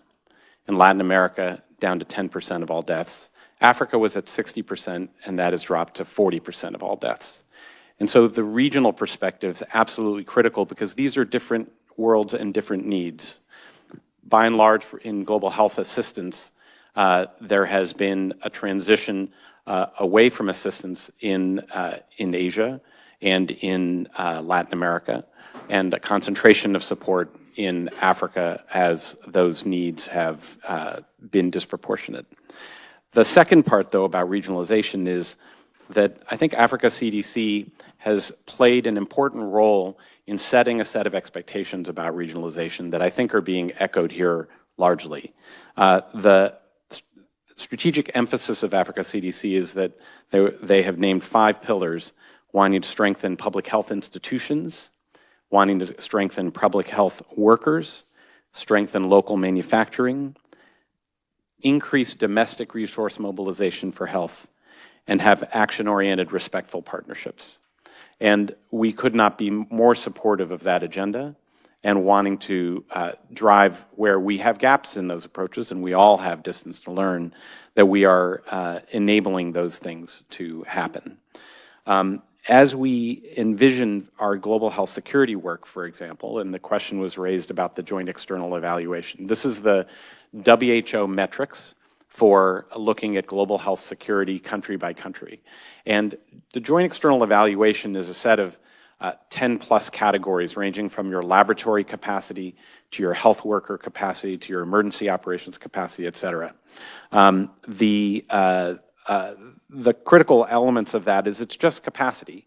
Having the capacity, as we learned in the United States, which had the #1 JE scores in the world, is if you do not have political will, you can do terrible in a pandemic. And that's where the metrics were embraced by the Pandemic Fund, not only the JE, which now have a 3rd edition that capture more of the components that some of the people discussed here, but then also it embraced an outcome called 717, that functionally you should be able to use your capacity to deliver to catch within 7 days of appearance of a major outbreak with pandemic potential. It should be detected within 7 days, should be reported to public health authorities within 1 day, and a public health response be mounted the initial stages within 7 days. The example was given of of DRC in 2018 when those functions broke down. I'm going to ignore you for a second just to make sure we answer some of these questions that were raised. And when those functions broke down in 2018, you had 2,200 dead and spread regionally. Investments along the JE, but demonstrated that you could increase laboratory capacity, improve emergency operation capacity, to the point that in April of last year, when they had a follow-up, another Ebola outbreak in the same area, it was recognized within 24 hours of appearance in the hospital. The testing equipment was there, and the team knew how to use it. They confirmed it was Ebola. They reported it through an operational public health reporting system, and a government response responded. And at that point, there was no necessary support or requested support for foreign aid or assistance. That is the best possible outcome for everybody. Thank you. Finally, That's a fantastic I'll say on surgery, just I can't let it go. Much of my career was spent trying to explain and make the case that surgery is not a luxury. Surgery is a necessary part of living a long and healthy life, whether it's cataracts at old age or emergency C-section in childbirth. Building that capacity is not the same as building primary healthcare capacity, but at a district level function, a basic surgical capacity that can deliver an emergency C-section, can deliver capacity for a range of critical, essential surgical procedures and anesthesia support and recovery that leads to better overall health care as well. Thank you for responding to the surgery question in particular. Irene, the jury has spoken. What do you make of it?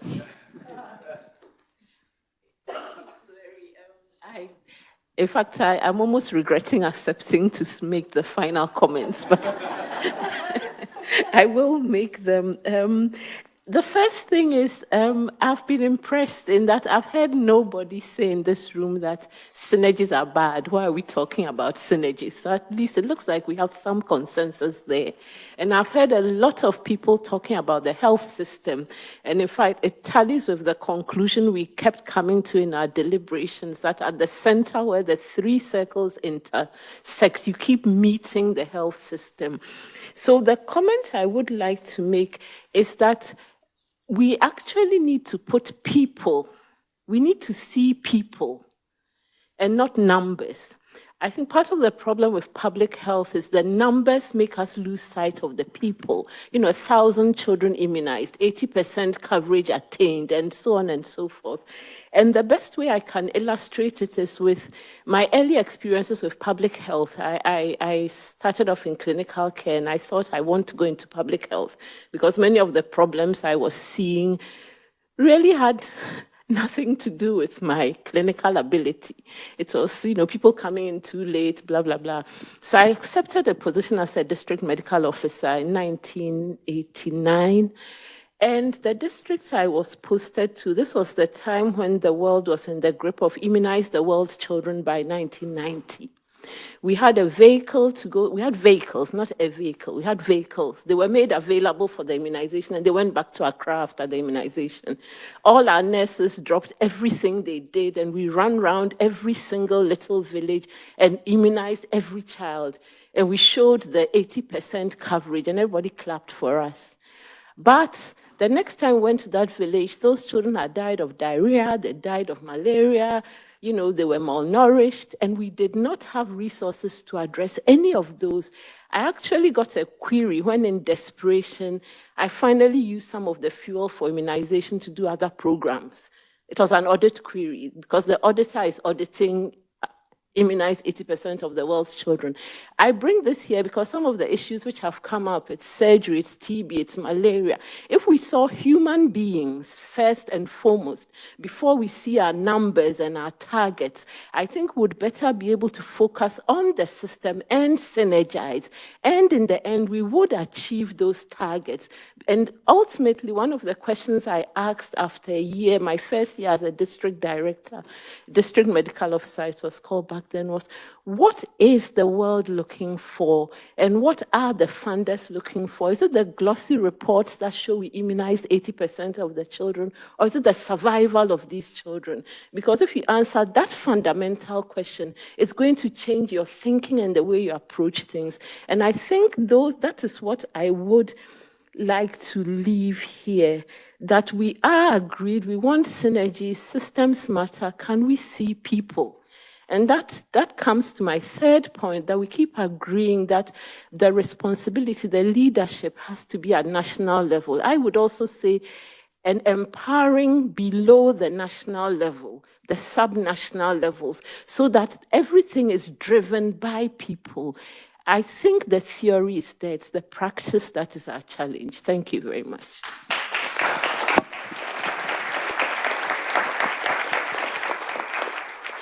Thank you so much, Irene, for making so concrete what indeed has been a very abstract commission, but really bringing it home for us. I could not have closed the event any better. I'm just left with thanks. So thank you to our audience for all your fantastic questions and your engagement. Thank you, of course, to our speakers, both in this panel and in our first panel, all of our commissioners.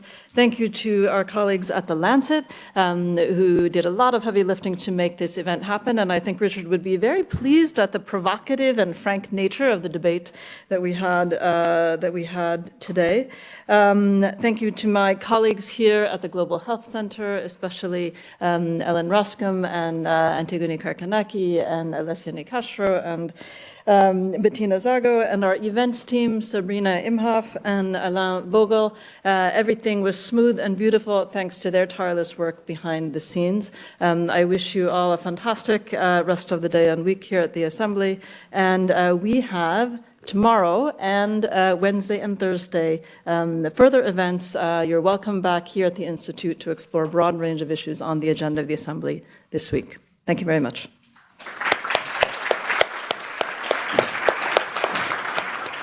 Thank you.